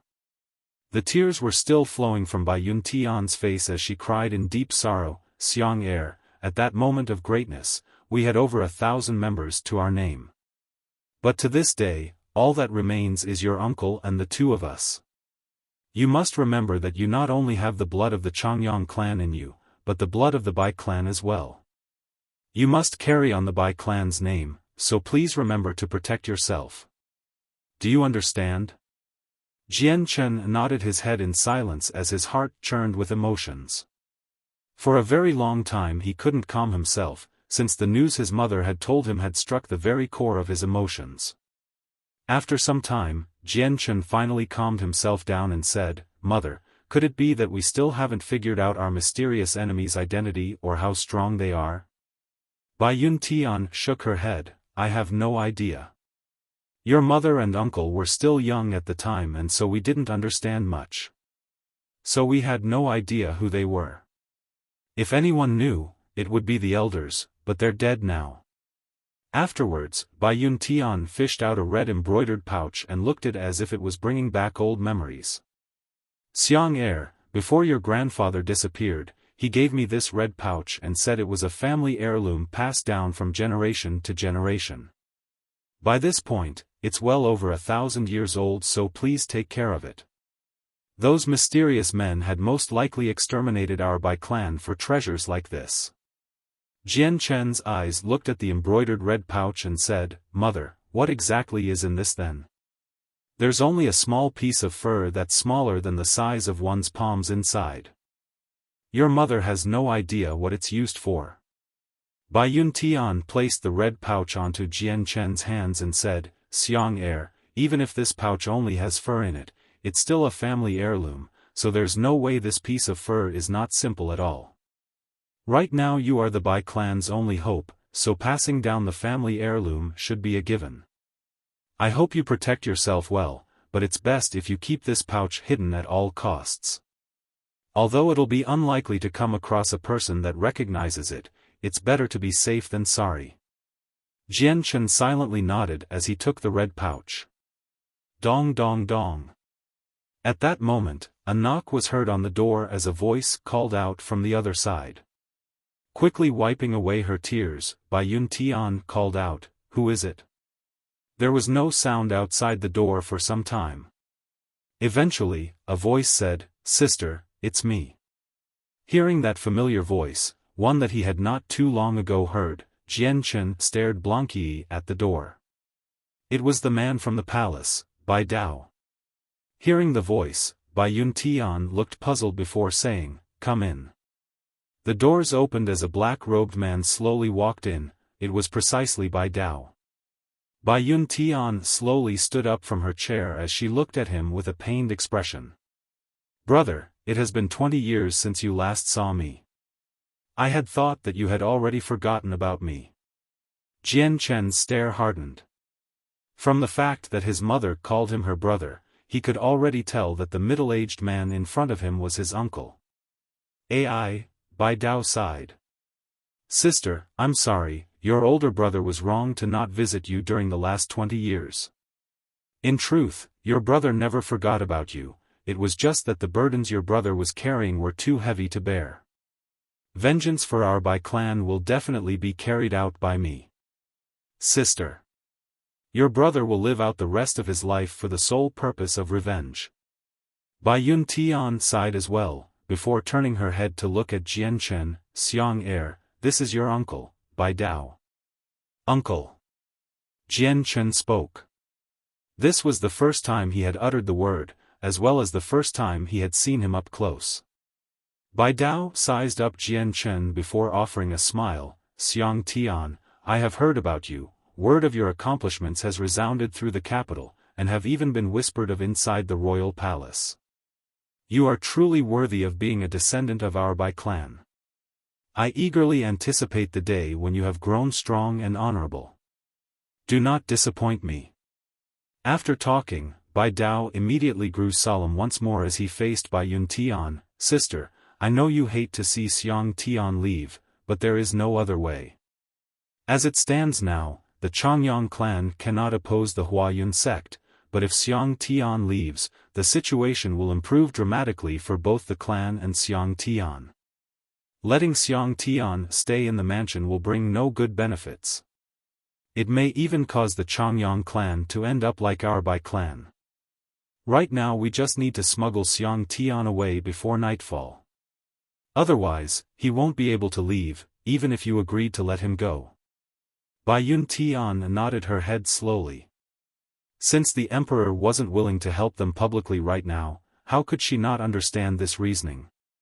Afterwards, the tear-streaked Bai Yun Tian helped Jian Chen gather some clothes and items before escorting him out. As the two of them arrived at the rear courtyard, they found Jian Chen's aunts, his father, and Chang Bai were there waiting for him. Right behind them stood a gigantic and majestic, eagle beast. Changyang, who grabbed Jian Chen's arm, his expression downtrodden as he spoke with concern, Fourth brother, you'd better be careful in the outside world, understand? Jian Chen nodded before saying with a smile, Don't worry big brother, I will definitely protect myself. But after I go, you'd better not goof off. You must continue practicing the battle techniques. Changyang, who nodded his head fiercely and said, I will, fourth brother. Your elder brother's lack of strength has burdened you. From now on, I will strive even harder to cultivate and grow stronger. Jian Chen's second sister, Changyang Mingyu, walked up to him and gave him a spice bag. Fourth brother, your second sister made you a safety charms and wishes you safe travels. You'd better wear it. Right now, Changyang Mingyu was already 18. She had become a tall yet slender beautiful girl that was capable of causing an entire city to fight for her. Jian Chen took the safety charm from her. Although he knew that the charm wouldn't provide any substantial amount of defense, it was still a gift from his sister that was filled with concern. "Thank you, second sister. I will definitely take care of this charm," he said with a smile. Chang Yongba walked forward with a ring and spoke, "Xiang heir, this is a space ring your father had long since prepared for you. This was meant to be your graduation present from Kargath Academy, but I don't believe you need to wait that long for it anymore. Your father will give you this space ring, there is already something I have prepared for you inside." "Thank you, father." With a grateful look, Jian Chen took the space ring. "Xiang heir, the space ring is absolutely a precious item within the Tian Yuan continent. In order to avoid unnecessary troubles, don't reveal your space ring to anyone, even under the most dire circumstances," Chang Yongba said. Jian Chen nodded, "Father, Xiang heir understands."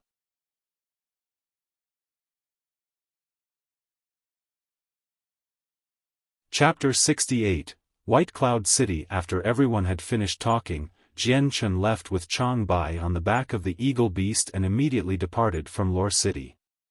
Sitting on top of the eagle beast, Jian Chen stared at the receding city walls with a complicated look on his face.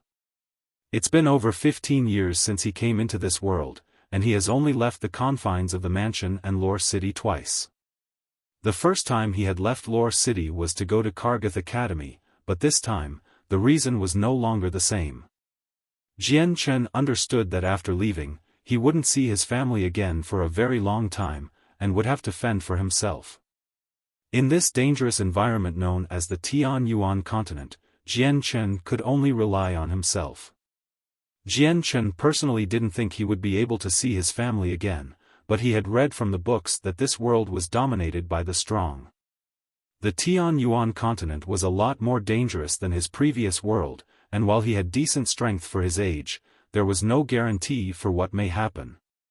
Chang Bai sat on the neck of the eagle beast and stared at Jian Chen, "Fourth master, starting from today you'll be on your own. Please be careful as you travel through the Tian Yuan continent." "I know what must be done, Chang Bai," Jian Chen said without turning his head. Chang Bai paused to look at Jian Chen with a curious look before sighing as he had no more to say. The eagle beast flew high in the sky, thousands of meters above the ground, streaking across the sky like a ray of light. With the whistle of the wind blowing loudly, both Chang Bai and Jian Chen had their hair and clothes flapping rapidly in the wind.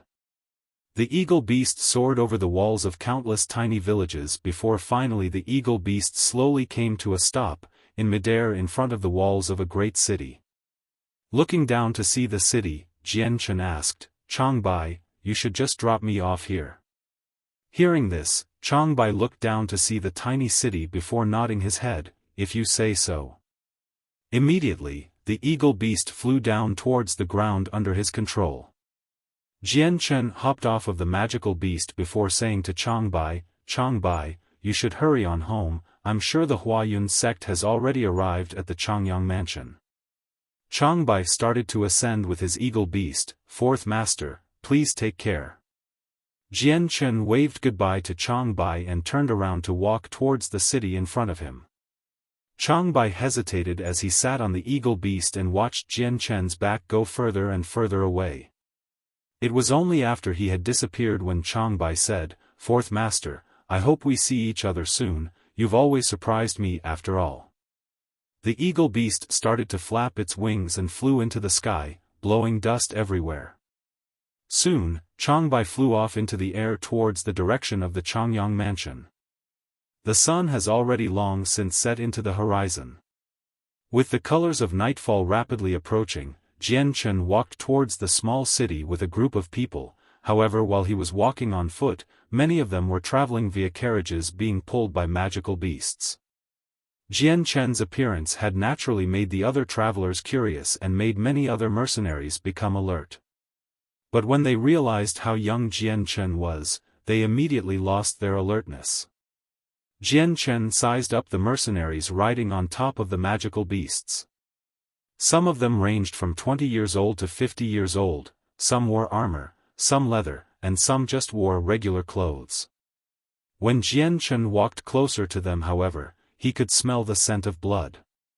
To the experienced Jian Chen, he knew that these mercenaries had been baptized with the blood of their enemies already. 10 miles wasn't that far for Jian Chen, and so after some time, he saw the 20-meter-high city walls. Jian Chen didn't know how old the walls were, but the constant battle with time seemed to have left its mark on them. Visible scars could be seen on the walls, but near the gate written with bold calligraphy were the words White Cloud City. "Hey, halt! What is your purpose here?" Barring Jian Chen's path was a guard of the city. Jian Chen gave a small smile and handed the guard a few gold coins and said, "Brother, I am merely a mercenary who came to White Cloud City for a mission." The guard took the gold coins discreetly and smiled brightly at him. "So you have a mission, then I won't take up your precious time, go on in." After entering the city, Jian Chen walked 3 kilometers down the road, and arrived at a very busy part of the city. Although it was sunset, the street was still bustling with people rushing around from store to store and engaged in every sort of business. The streets were paved with rocks that seemed to shine brightly. With the road so evenly paved, even if a caravan ran full speed across it, the passengers wouldn't feel the slightest jolt. Hungry, Jian Chen rubbed his stomach gingerly as he walked towards the nearest restaurant. It had already been a full day since he had eaten, so his stomach had already started to protest. "Welcome, guest." Under the enthusiastic welcome of a waiter, Jian Chen walked towards an empty table and sat down. "Honored guest, are you here for a meal or to stay for the night?" The waiter was a young man in his 20s, and had a cordial smile on his face. Jian Chen looked at the other rowdy mercenaries within the restaurant and said, "Even those who are staying for the night require a meal, what is there to eat here?" The waiter smiled and introduced Jian Chen to a wide variety of dishes, however every single one of the dishes mentioned were all the most expensive dishes. The waiter had long since noticed Jian Chen was wearing quite luxurious clothes and thought him out to be the son of a wealthy clan. But Jian Chen didn't care for the prices of the dishes and instead lazily chose one out to eat. After eating his fill, Jian Chen paid for a medium-sized room for the night and immediately entered his room to rest. The restaurant was not a very high-quality one, so the medium-sized room was not too luxurious. Compared to the Changyang mansion, the difference was like comparing the heavens to the earth. The room offered a hardwood bed with a single table and a few chairs, but apart from that, there was nothing more. On a side note, the room had been cleaned nicely. Jian Chen had never been picky, and so this room had already satisfied him enough.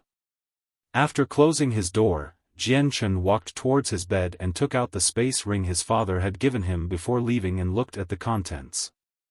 The space ring deserved to be called a high-quality treasure as there were many objects within it.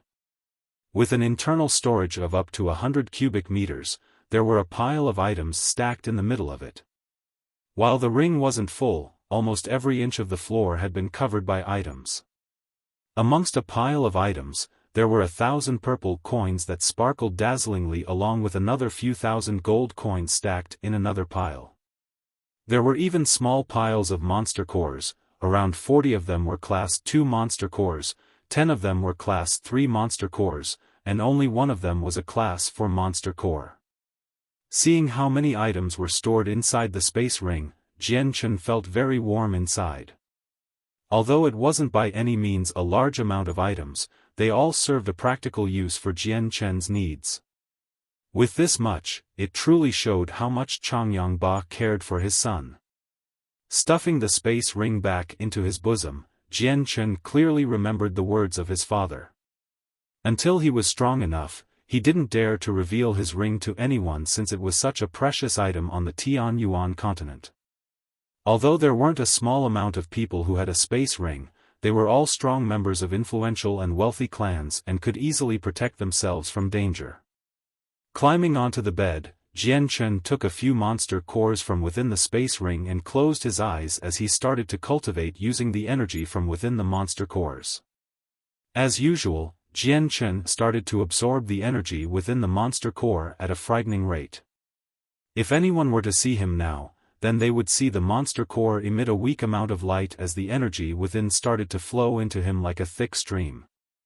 To the naked eye, the energy was surrounding Jian Chen's body while the monster core was rapidly shrinking in Jian Chen's hands. Ever since Jian Chen had broken through to become a saint, there was an unfathomable mystery in his dantian in the form of an azure and violet glow. Because of that, his path of cultivation had become much more difficult than before, and although his absorption rate of the world essence was several times faster than before, he could only absorb a pathetic 1% of it all, the rest of it was being taken by his dantian. So for now he would have to absorb the energy from the monster cores, but if he kept this up, he wouldn't be able to keep up with the consumption rate. After 2 hours, Jian Chen had already absorbed a lot of the energy within the monster cores, but Jian Chen continued to take monster core after monster core out of his space ring and continued to cultivate. He still had plenty of Class 1 monster cores and a few Class 2 monster cores which would last him a couple of days at the very least. Fortunately, his father had also gave him 10 Class 3 monster cores and a single Class 4 monster core. On the second day, the sun had already reached a high point in the sky before Jian Chen finally finished cultivating. By this point, all of his Class 1 monster cores were essentially gone. After realizing the dwindling amount of monster cores in his space belt, Jian Chen gave a long sigh of hopelessness. The 2 glows within his dantian had really made him feel quite distressed.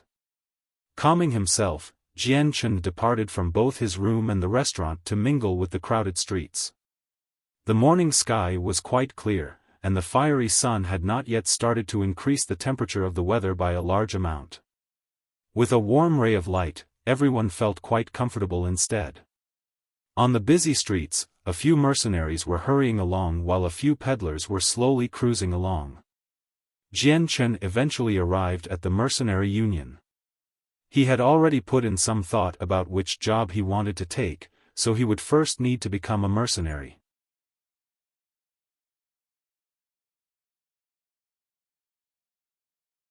Chapter 69, First-Class Mercenary. Throughout the Tianyuan continent, in each city of every country, the mercenary union would always be in the core of the city. And right next to the mercenary union would always be a few small banks. White Cloud City was only a second-class city, but it covered a large area of land. Jian Chen had walked for an entire 30 minutes before finally arriving at a bustling street at the center of the city. Right in front of him was a 20-meter-tall building that towered over the other buildings. This was the Mercenary Union. The Mercenary Union's building was rather large and was constructed to resemble a giant magical beast. At the entrance of the building, a constant flow of all sorts of mercenaries went in and out. Jian Chen entered the Mercenary Union, and although this was the first time he had been to a place like this. However, since he had wanted to become an experienced mercenary, he had read up on about stuff like this in the Academy library. The Mercenary Union had many people inside, and the business window had a long queuing line. All of the sales windows were filled with people trying to hand in their missions. Yet in the deepest part of the building, there was a mercenary enrollment window with a cold and desolate ambience. Jian Chen walked up to that window and said, "Hello, I would like to enlist as a mercenary." The person in charge of this window was an old man who looked to be around 60 years old. Although he was old, his entire face was red and his eyes shined brightly with emotion. The elderly man indifferently looked at Jian Chen and flatly said, "To become a mercenary, one first must be a saint. Have you reached that level yet?" "I have already reached the saint level," Jian Chen answered. The elder sized Jian Chen up before handing over a piece of paper and asking, "What's your name?" "Jian Chen." Jian Chen obviously didn't want to use the name Changyang Xiang Tian when he was trying to hide himself, so he instead used his original name from his previous life as his new moniker. "How old are you this year?" the man asked. Hearing this, Jian Chen gave the question some thought. 20 years old. Jian Chen couldn't possibly state his true age since a saint at the age of 15 was a very rare sight in the Tianyuan continent. If he had stated his true age, it might have brought forth trouble later that he did not need. Although many people knew how talented Jian Chen was in Kargath Academy, only a few people like the headmaster and the vice-headmaster knew his true age. A 20-year-old was the normal age for one to be a saint, and since his physical growth had long since outstripped the others, no one would think otherwise if he said he was 20. With his current appearance, there was almost no difference between a regular 20-year-old and himself. What degree of strength have you reached? The man began to write on the piece of paper with a pen. Primary saint. Jian Chen said. The rest of the process to become a mercenary was rather simple. After paying the tax of 1 silver coin, Jian Chen had officially become a mercenary. He took his mercenary badge, which was that of the lowest rank since he was only a primary saint. After collecting his badge, Jian Chen didn't bother to stay behind at the mercenary union. He instead quickly left the building, and asked for directions to a medicine shop. Although the Tianyuan continent had radiant saint masters who could heal a wide variety of injuries, their numbers were incredibly small. Because of this, the status of any single radiant saint master was very high, especially for mercenaries, who would be hard-pressed to be able to invite a radiant saint master into their group. Only the biggest and strongest groups could successfully invite one. Those who were alone or weren't strong enough would find it impossible to enjoy the benefits a radiant saint master would bring unless they paid extensive amounts of money. With an uncountable amount of mercenaries on the Tianyuan continent, there were also an equally uncountable amount of injured people every day. Since the supply of radiant saint masters did not meet the demand of those who needed them, a new method of using drugs and herbs was created to combat injuries. Using these medicines was vastly inferior to the healing capabilities of a radiant saint master, but it was widely accepted by mercenaries. This was because aside from the high-grade drugs, the normal medicines were very cheap. The medicine store wasn't small and was crowded inside. It was not at all like the mercenary union, which had soundproofed walls all around. While in the mercenary union, all of the mercenaries there would loudly shout amongst each other to be heard. In the medicine store, people could easily converse with each other. The medicine store had many long lines of people. After sweeping a glance around the shop, Jian Chen finally found a line with relatively few people and waited. Might I ask what you want to order? Finally it was Jian Chen's turn. He was enthusiastically greeted by the person behind the counter. I'll need a few herbs, do you have them in stock? Jian Chen asked. The assistant looked at Jian Chen with an odd stare. This was the first time he had seen a person not come in to buy medicine for their wounds. Instead, this person was buying herbs. Despite the curiosity he had towards Jian Chen, the assistant replied, "Of course we sell them. I don't know what the honored customer wants, but whatever is in the store is for sale. I need some Chilan grass, rubbing grass, sweet grass, skeleton grass, sawtooth grass, antelope flower, root flower, lilies and turtle tubers. Do you have these?" Jian Chen named almost 10 different types of herbs. The assistant immediately nodded. "We do, these herbs are very common and are not pricey at all.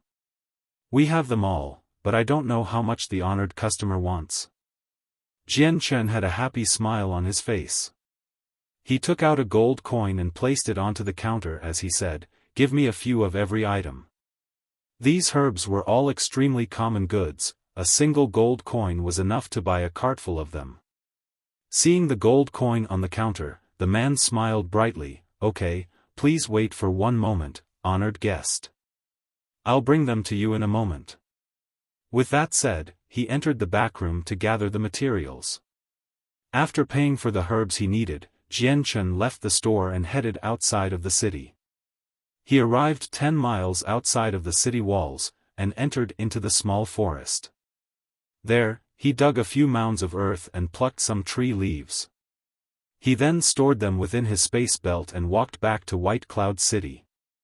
After returning to White Cloud City, Jian Chen purchased a new set of ordinary clothes and ducked into an uninhabited alleyway that was hidden by the general populace. After looking left and right to check if the coast was clear, he took out a small bunch of each herb he had bought earlier. He first grinded the herbs up into a fine powder using his hands and feet, before mixing it with the water he collected. Adding to the mixture some of the soft mud and leaves, he grinded it into powder as well. He continued to mix it before squeezing out some of the residual juice. Jian Chen took the result of this juice and immediately smeared it onto his face. Quickly, Jian Chen lifted his head. The complete transformation of his face could clearly be seen. At this moment, Jian Chen's looked entirely different. Even a person who was familiar with his appearance wouldn't be able to recognize him now. For all intents and purposes, Jian Chen was now a completely different person. His previously handsome looks had become average, and even his eyebrows and eyelashes had been altered to become shorter. The only features that hadn't changed were his pair of alluring eyes and his weak-looking figure. Jian Chen didn't stop there. The silver light wind sword appeared in his hands. He suddenly placed the sword on the back of his waist as his waist-length hair blowing slightly into the air. With a silver flash of light, the light wind sword quickly cut through his long hair with a speed that was almost hard to see with the naked eye. His hair was now at his shoulders. He changed into a new set of clothes from his previously luxurious set of clothes made from hand-spun silk. It was quite the change going from the finest silk to coarse leather. By this point, there was nothing about Jian Chen that would remind even those who knew him best of the original Jian Chen. Jian Chen took another few moments to ensure he hadn't overlooked anything to perfect his new appearance. Satisfied, he immediately burned his old clothes in a fire and exited the alley. Once again entering the mercenary union, Jian Chen walked towards the mission place.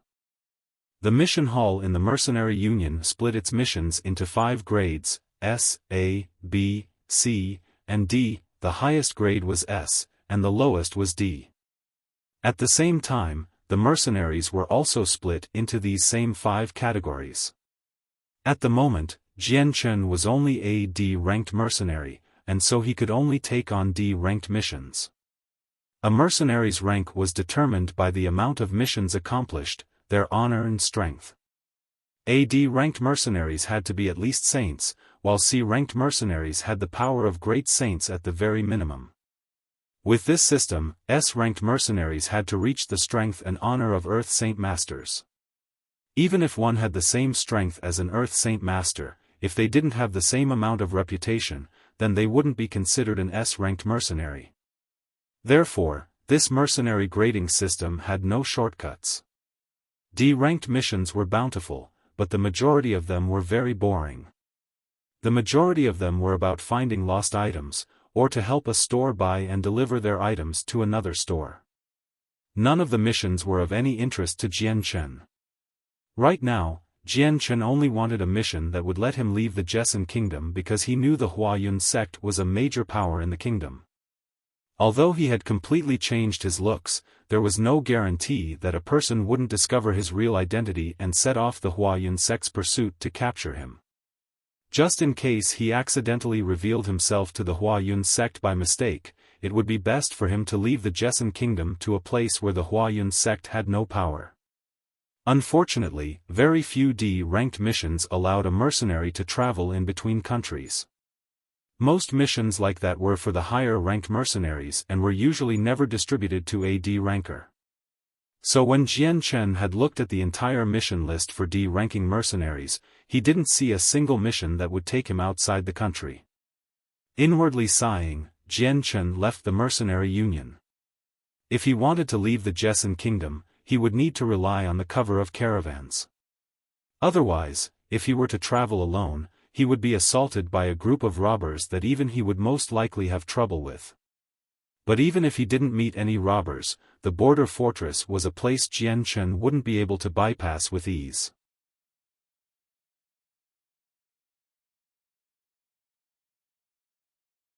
Chapter 70, Leaving Jessen Kingdom. After leaving the mercenary union, Jian Chen walked towards the marketplace. With such a wide variety of goods being displayed, there was an equal variety of armed forces guarding it as people traded. With their presence, no one feared having their wares stolen. But when Jian Chen arrived, there were already people busily trading while others were streaming in and out of the area. All sorts of magical beasts were being ridden by the guards, though some of them were just regular horses.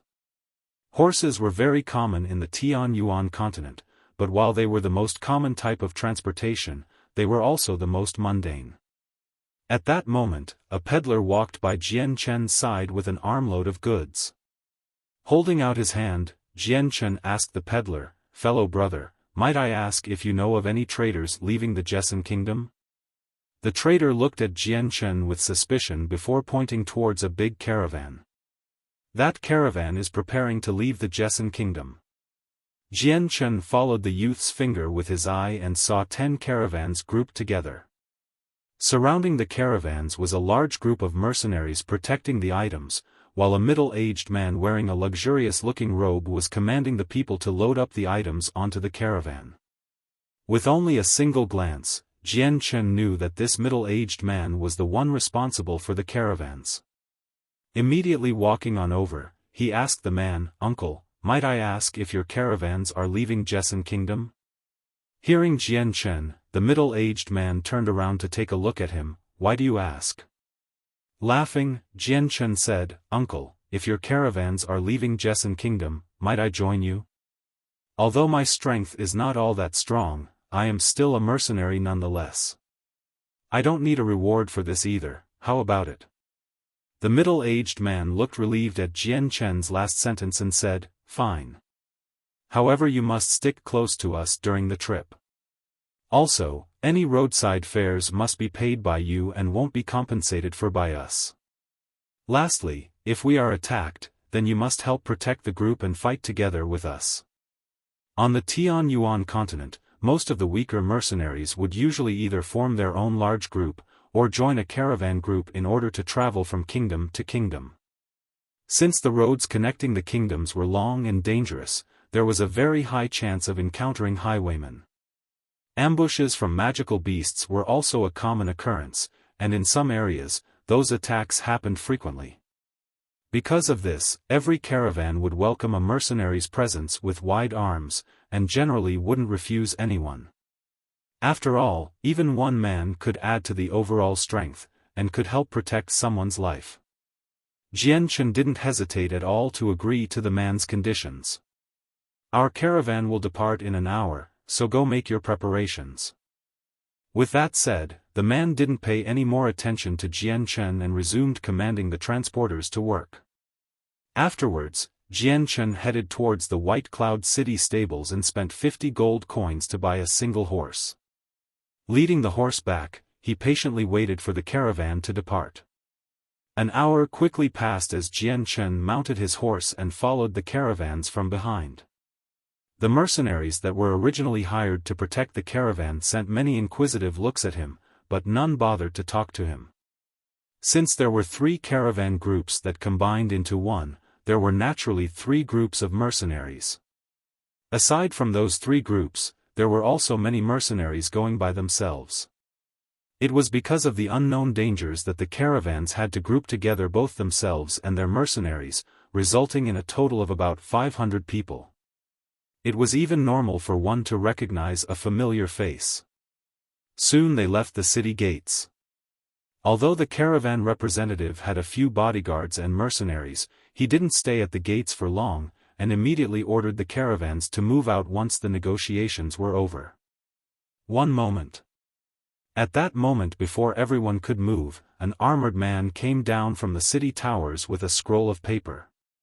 The middle-aged man crossed the city gates and handed the scroll to one of the bodyguards. "Take this portrait and stick it to the city gates.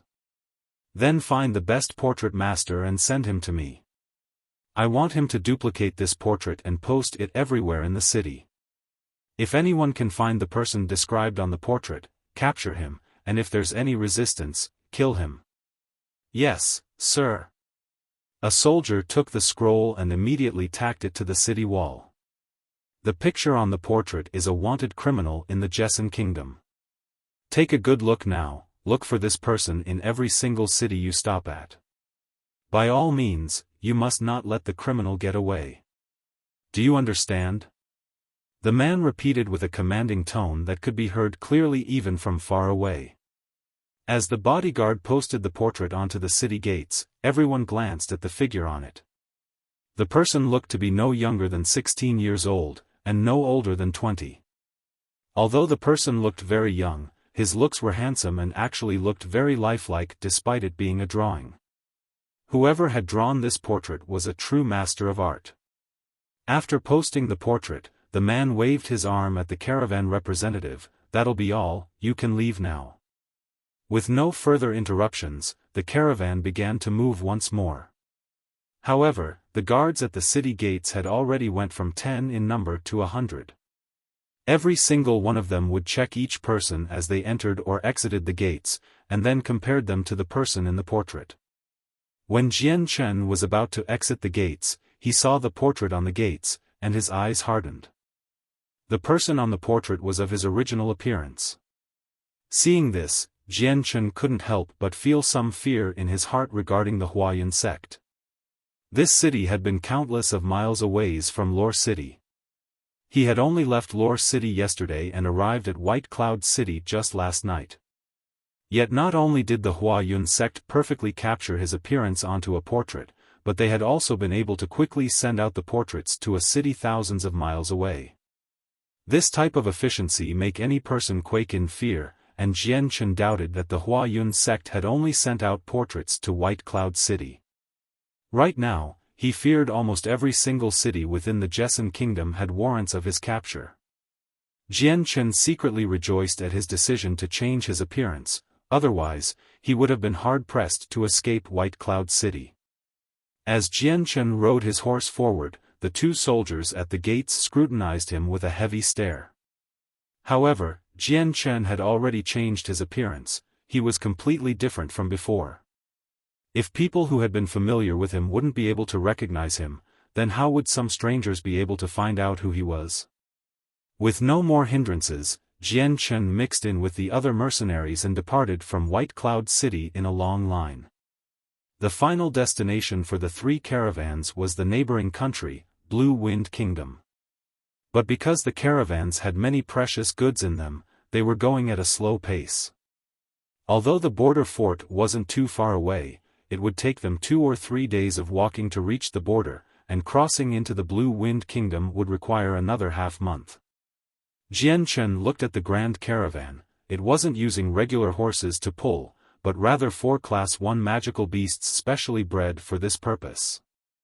Surrounding the magical beasts were a few mercenaries riding on top of their own magical beasts. None of them looked weak at all. The man Jian Chen had talked to earlier was there as well. It seemed that all of them were protecting the caravan as well. Jian Chen had quietly figured out that within the middle caravan was the boss, if not an important person.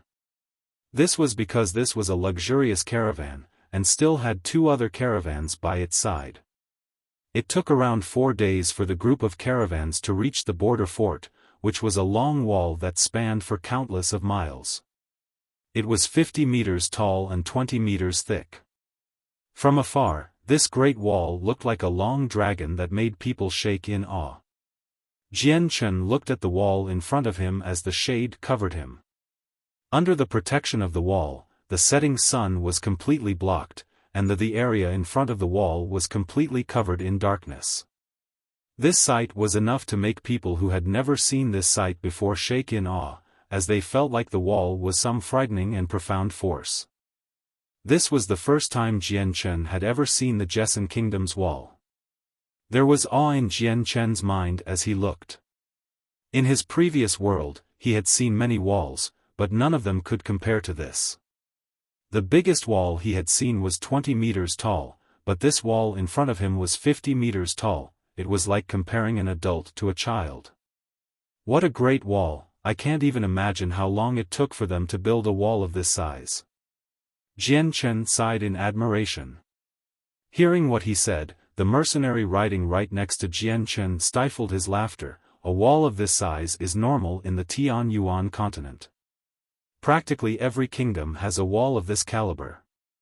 The mercenary looked at Jian Chen and said, "If you haven't been to any of the three great empires, then let me tell you, each one of the walls have a height of at least 100 meters and a thickness of 50 meters.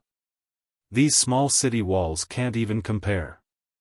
Jian Chen turned around to look at the mercenary who spoke to him. He looked to be around 20 years old and had a suntanned face. With his coarse leather clothes, the man looked to be quite ordinary. "When there's a chance, I'll definitely go check out the three great empires." Jian Chen laughed. The roads connecting the three great empires are quite long and dangerous. At the same time, magical beasts run rampant there, so it's not that easy to travel in between the empires. The mercenary said.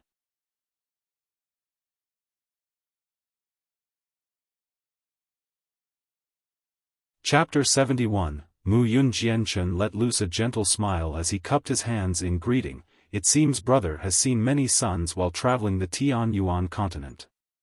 The mercenary returned his smile. "It wasn't all that long, just a few years, that's all. Compared to those that have left their homes to travel for 10 to 100 years, I am still green. This brother here doesn't know what to call you." Jian Chen said. "My name is Mu Yun, what's your name?" The mercenary spoke with great enthusiasm. "I'm called Jian Chen." Jian Chen replied. He had already decided to use the name Jian Chen in the future on the Tianyuan continent. Following this, Jian Chen and Mu Yun started to converse, discussing several interesting issues on Tianyuan continent. Although this was the first time Jian Chen was traveling the Tianyuan continent, he had read plenty of books regarding the continent back in the Kargath library and had grown familiar with a few things including history. Mu Yun, on the other hand, had traversed the Tianyuan continent for a few years, so his experience could be said to be quite ample. The two had actually complemented each other nicely, and so as they enthusiastically talked to each other, they unconsciously formed a close bond with each other. As the caravan got closer to the gates of the border fort, Jian Chen noticed a portrait tacked to the side of one of the gates. On the portrait, the name, Changyang Xiang Tian, was inscribed on it with a generous reward printed below it. If people had any hints or clues to Changyang Xiang Tian's whereabouts that proved to be true, then they would be awarded with 1,000 purple coins. If their information led to the capture of the person, then they would be rewarded with another 4,000 purple coins. A gold coin was enough to feed a small household of 3 for over a month, and a purple coin was the equivalent to 100 gold coins. So 1,000 purple coins was a generous sum of money to any mercenary. With such a tidy sum, any mercenary, or anyone for that matter, would be able to buy a nice home and spend the rest of their lives without any more financial worries. It was easy to say that this reward was so irresistible that no one could turn it down. The best reward people could hope for from traveling would be to capture Changyang Xiang Tian. If they could capture and hand him to the Huayun sect, then they would be able to enjoy a prize of 10,000 purple coins. Seeing the generous prize for his capture, Jian Chen's normally emotionless eyes flashed with a cold glare. "Huayun sect, you really do think highly of me to offer so great a reward and label me as a wanted criminal throughout the Jessen kingdom. To think that you're even using the mercenary union to try to find me." Jian Chen inwardly sneered. However, he felt a small pang of hopelessness. On the Tianyuan continent, strength determined everything, and his own strength was currently insufficient. Because of the Huayun sect, he had to forsake his name, his image, his home and his kingdom. In regards with such a predicament, not only was he unable to do anything, but even one of the 4 major clans in Lore City, his Changyang clan, was powerless to stop the Huayun sect. Ai. Jian Chen sighed. At that moment, he could not help but recall the image of his mother's sorrowfully crying face when he left. After thinking back to that, Jian Chen's eyes softened momentarily before rapidly becoming firm.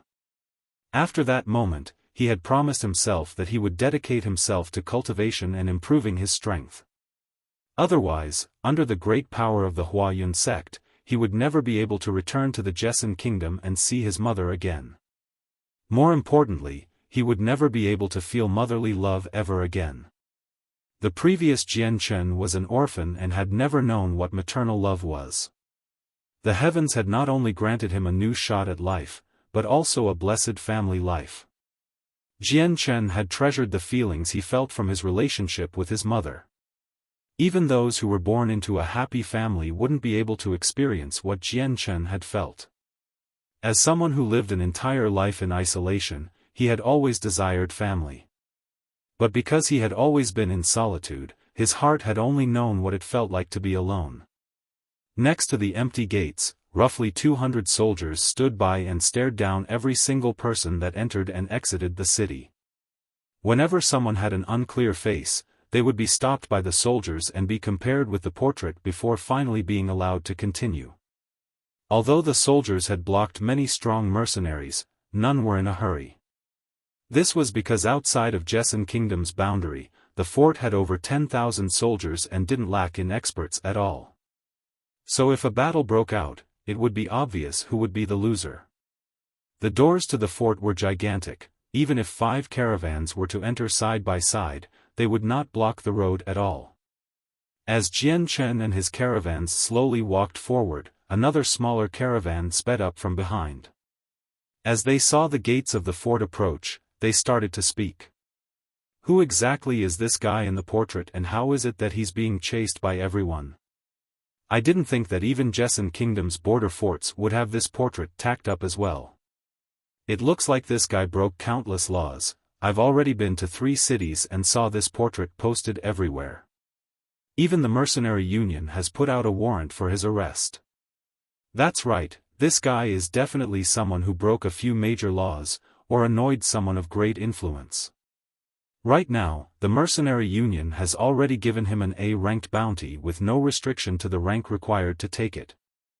So even a D-ranked mercenary could cash in on this bounty.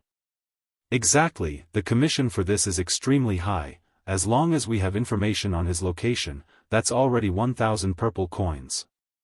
And if they capture him with this information, then that's another 4,000 purple coins. A few thousand is nothing. If we personally capture and bring him to the Huayun sect, that's 10,000 purple coins. 10,000 coins, the thought is terrifying. I wouldn't be able to spend 10,000 purple coins in a single lifetime. Hearing the merchants talk about the portrait, Mu Yun turned to Jian Chen and laughed. I don't know what type of crime this Changyang Xiang Tian committed in order to have the Huayun sect spend so much money to go after him, but it can't possibly be a justifiable sentence, since the portrait there says he is only at the level of a primary saint. How strange, how could a primary saint garner so much hate from the Huayun sect? Could it be that this Changyang Xiang Tian got caught peeking at the Huayun sect's daughter while she took a bath? Hearing Mu Yun talk, Jian Chen could only laugh. He helplessly looked at Mu Yuan. Brother Mu Yun, I have lived in the Jessan kingdom for over a dozen years and more, and heard much about the Huayun sect. However, I have only heard about the sect leader having a son, not a daughter. So sneakily watching his daughter take a bath doesn't seem to be possible. Mu Yun threw a dirty look at Jian Chen. What do you know? Who says the Huayun sect leader has no daughter? This can't possibly be confirmed. Maybe she's hidden from the rest of the world. Jian Chen helplessly shook his head, deciding in his heart to no longer argue with Mu Yun about whether the Huayun sect leader really had a daughter or not. The caravan didn't run into any obstructions at the fort, and Jian Chen's appearance easily passed through without trouble. No one could tell his looks were fake since Jian Chen was an expert of disguise, so even though he had only used a few common herbs, his disguise was flawless. Moreover, this disguise technique was something that was passed down to Jian Chen as he wandered about in his previous world. It looked simple, but was actually quite profound, and couldn't be learned easily. In this world, this type of method was not yet invented, so it was natural no one would think twice about it. As long as his face didn't tear up, then no one would be able to find out. After passing through the border fort, they were greeted with plains that stretched farther than the eye could see. There were very few people, and the road only had a few caravans on it. This was the road that was not under any control from the kingdoms, and was just an unregulated chaotic piece of land. Robbers and bandits roamed around these parts, so caravans generally grouped together with others and hired strong mercenaries to protect them. This stretch of land was very large as well. A single day of traveling only got them a quarter of the way there. If they wanted to reach the Blue Wind Kingdom, they would also have to pass through a mountain range to get to the border fort. With the speed the caravans were going, if they wanted to reach the fort, they would need at least 10 days. Even if the road was flat, they wouldn't be able to go any faster, since the caravans were burdened with large carts of goods. As the day grew dark, the caravan stopped to set up for the night. The mercenaries set up camp around the caravans, while the caravan drivers unloaded fodder for the horses to eat. A plume of smoke billowed up from the camps as a few of the mercenaries sat down to roast some magical beast meat or some pre-made food for them to eat. However, not all of them sat together. A few of the mercenaries stood off by the side and began to eat their own rations. Jian Chen took out a tent from his space belt and then looked for a dry and flat piece of land to set it up. Since he wasn't a part of any mercenary group, he was not able to use the provisions provided for those that were hired. Jian Chen had to take responsibility for anything he used without any assistance from the caravans. Right as Jian Chen finished pitching his tent, Mu Yun suddenly walked up to Jian Chen and said, "Jian Chen, it seems like you only joined this caravan halfway through. Where do you plan to go?"